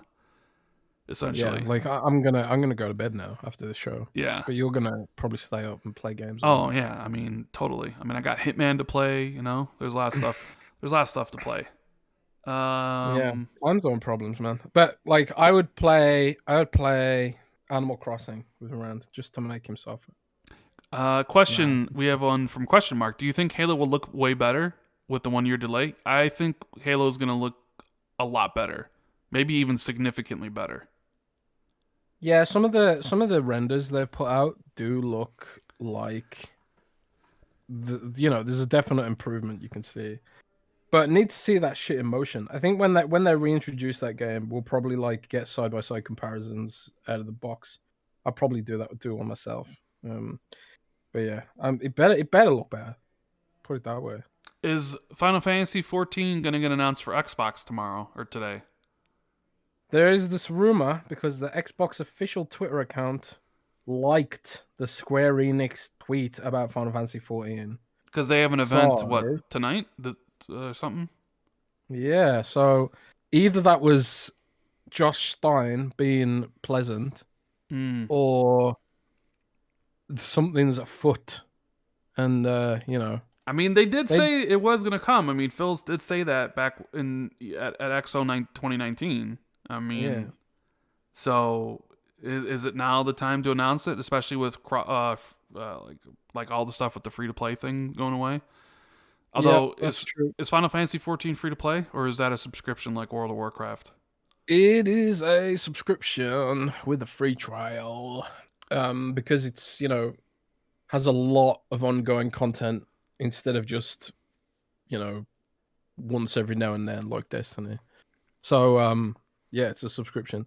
And quite honestly, I think they're worth paying because World of Warcraft just gets so much content. There's no way you could cash flow that content if you didn't have a subscription. Yeah. And also, it's better than having microtransactions because then it's not pay to win. Because when I play Warframe, all I see constantly slapped in my face is give us microtransactions, which is really annoying. Spinner says you should have videos of yourselves on here, not looping game footage. I'm ugly, and Jess says he's ugly, and I think if we put ourselves on here, nobody would watch. We'd be talking like two people because the ugliness combined would just drive people away. So I'd rather see people like see the gameplay of any game that's new and maybe find it interesting and check it out or whatever. So I'm sorry. At the end of the day, this is for the devs and stuff like that. It's not for us. I'm sorry I'm ugly. And if I was better looking, I'd probably be on camera. But I wouldn't. Ugly Rand. You know what I'm saying? Let's see what else we got here. Someone wants us. Did we hear what the Ori devs said about Peter Molyneux and No Man's Sky? How he trashed them. He said about Peter Molyneux? Yeah, he talked about like snake oil. He specifically called them snake oil salesmen, and he doesn't Right. understand how people keep on falling for these guys that lie through their teeth and then forgiving them. But then he apologized for it today, because it really did come across as like he was, I don't know, it wasn't a good post. And somebody responded to him, was like, yeah, when I bought Ori on Xbox, Xbox One X, I thought the game was going to run great, but it didn't. Am I supposed to hold that against you? You know? Like, Yeah, that was the thing I immediately thought, because we did like tons of content and preview coverage of Ori, and he called out game journalists as well, I think, saying like, oh, everyone, all the influencers and stuff hyped up Cyberpunk, and the game reviewers said it was good and stuff like that. And I just felt like, man, it's like next time, next time, like I give you guys a pass for like launching a game that was stuttery, crashing, lost people's saves, and all that stuff. It's sort of saying that kind of stuff will come back to haunt you, because if you ever in a situation where you release a game that falls short of expectations or whatever, and you've put yourself in a position where you're promising like you know who investors or whatever that you are going to deliver, then all that shit will come back to bite you. Like, the one thing that a lot of game devs always say to me is the game developer community is small, and it's like a village. Everyone knows each other's business, and reputations can go downhill very quickly. And you know, which is when you say stuff like that, it gets around and people talk and stuff like that. So it should be like, about lifting people up and stuff like that.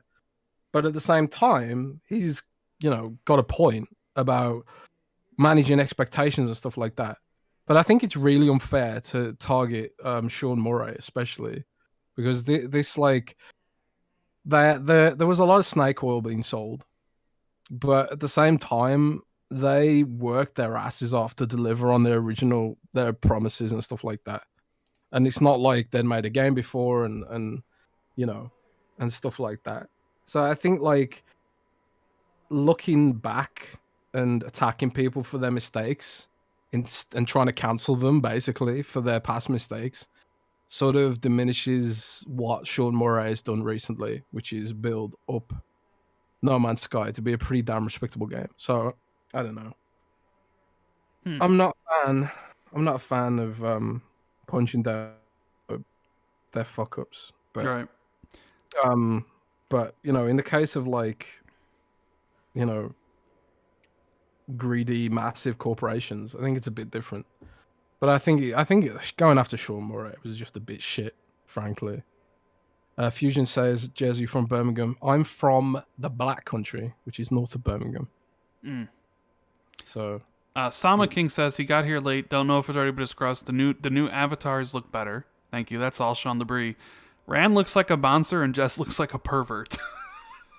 oh great. Ugh.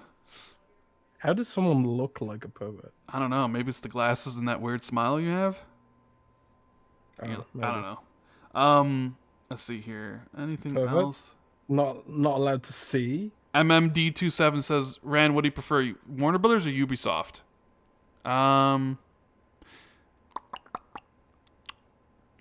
That's a tough one. I think they're both worthy. I probably would say Warner Brothers. But if you're talking about in terms of acquisitions, one's going to be way more than the other. Microsoft should just honestly just buy Warner Brothers and Ubisoft and just be done, Jez. They wouldn't have to worry about anybody else. Just be like, it's over. Like, we have as much as we need, I don't want either. I just want buy Capcom and then just stop buying things. Yeah, I mean, Capcom would be good. When you got Capcom and Bethesda, you literally don't need nothing more. I think that is. Let's see here. Paul, best guess, which comes first, Sega or WB Games? If I had to guess out of those two, probably Sega. It seems right now WB doesn't want to sell, but that could change. Yeah, and I think that's going to be it. And we've almost been going for 3 hours, so we missed last week, which was my fault. Well, it was the weather's fault. So sorry about that. And, hopefully we'll be back next Friday, on Friday instead of a Saturday, with a lot more to talk about. So thanks for being here, everybody. We appreciate all the support, all the super chats, and everybody commenting. If whoever got that Medium code, I hope you enjoyed the game. Make sure you follow Jez and myself on Twitter and hit the like and subscribe button. All that good stuff. You got anything to say before we get out of here, Jez? No, just, thanks to everyone for sticking with us. And, sorry sometimes we miss weeks, but, we just appreciate you all. And have a great weekend, from me and Rand. That's right. Enjoy your weekend, guys, and keep it gaming. And we'll be back next week with another Xbox 2 podcast. Later.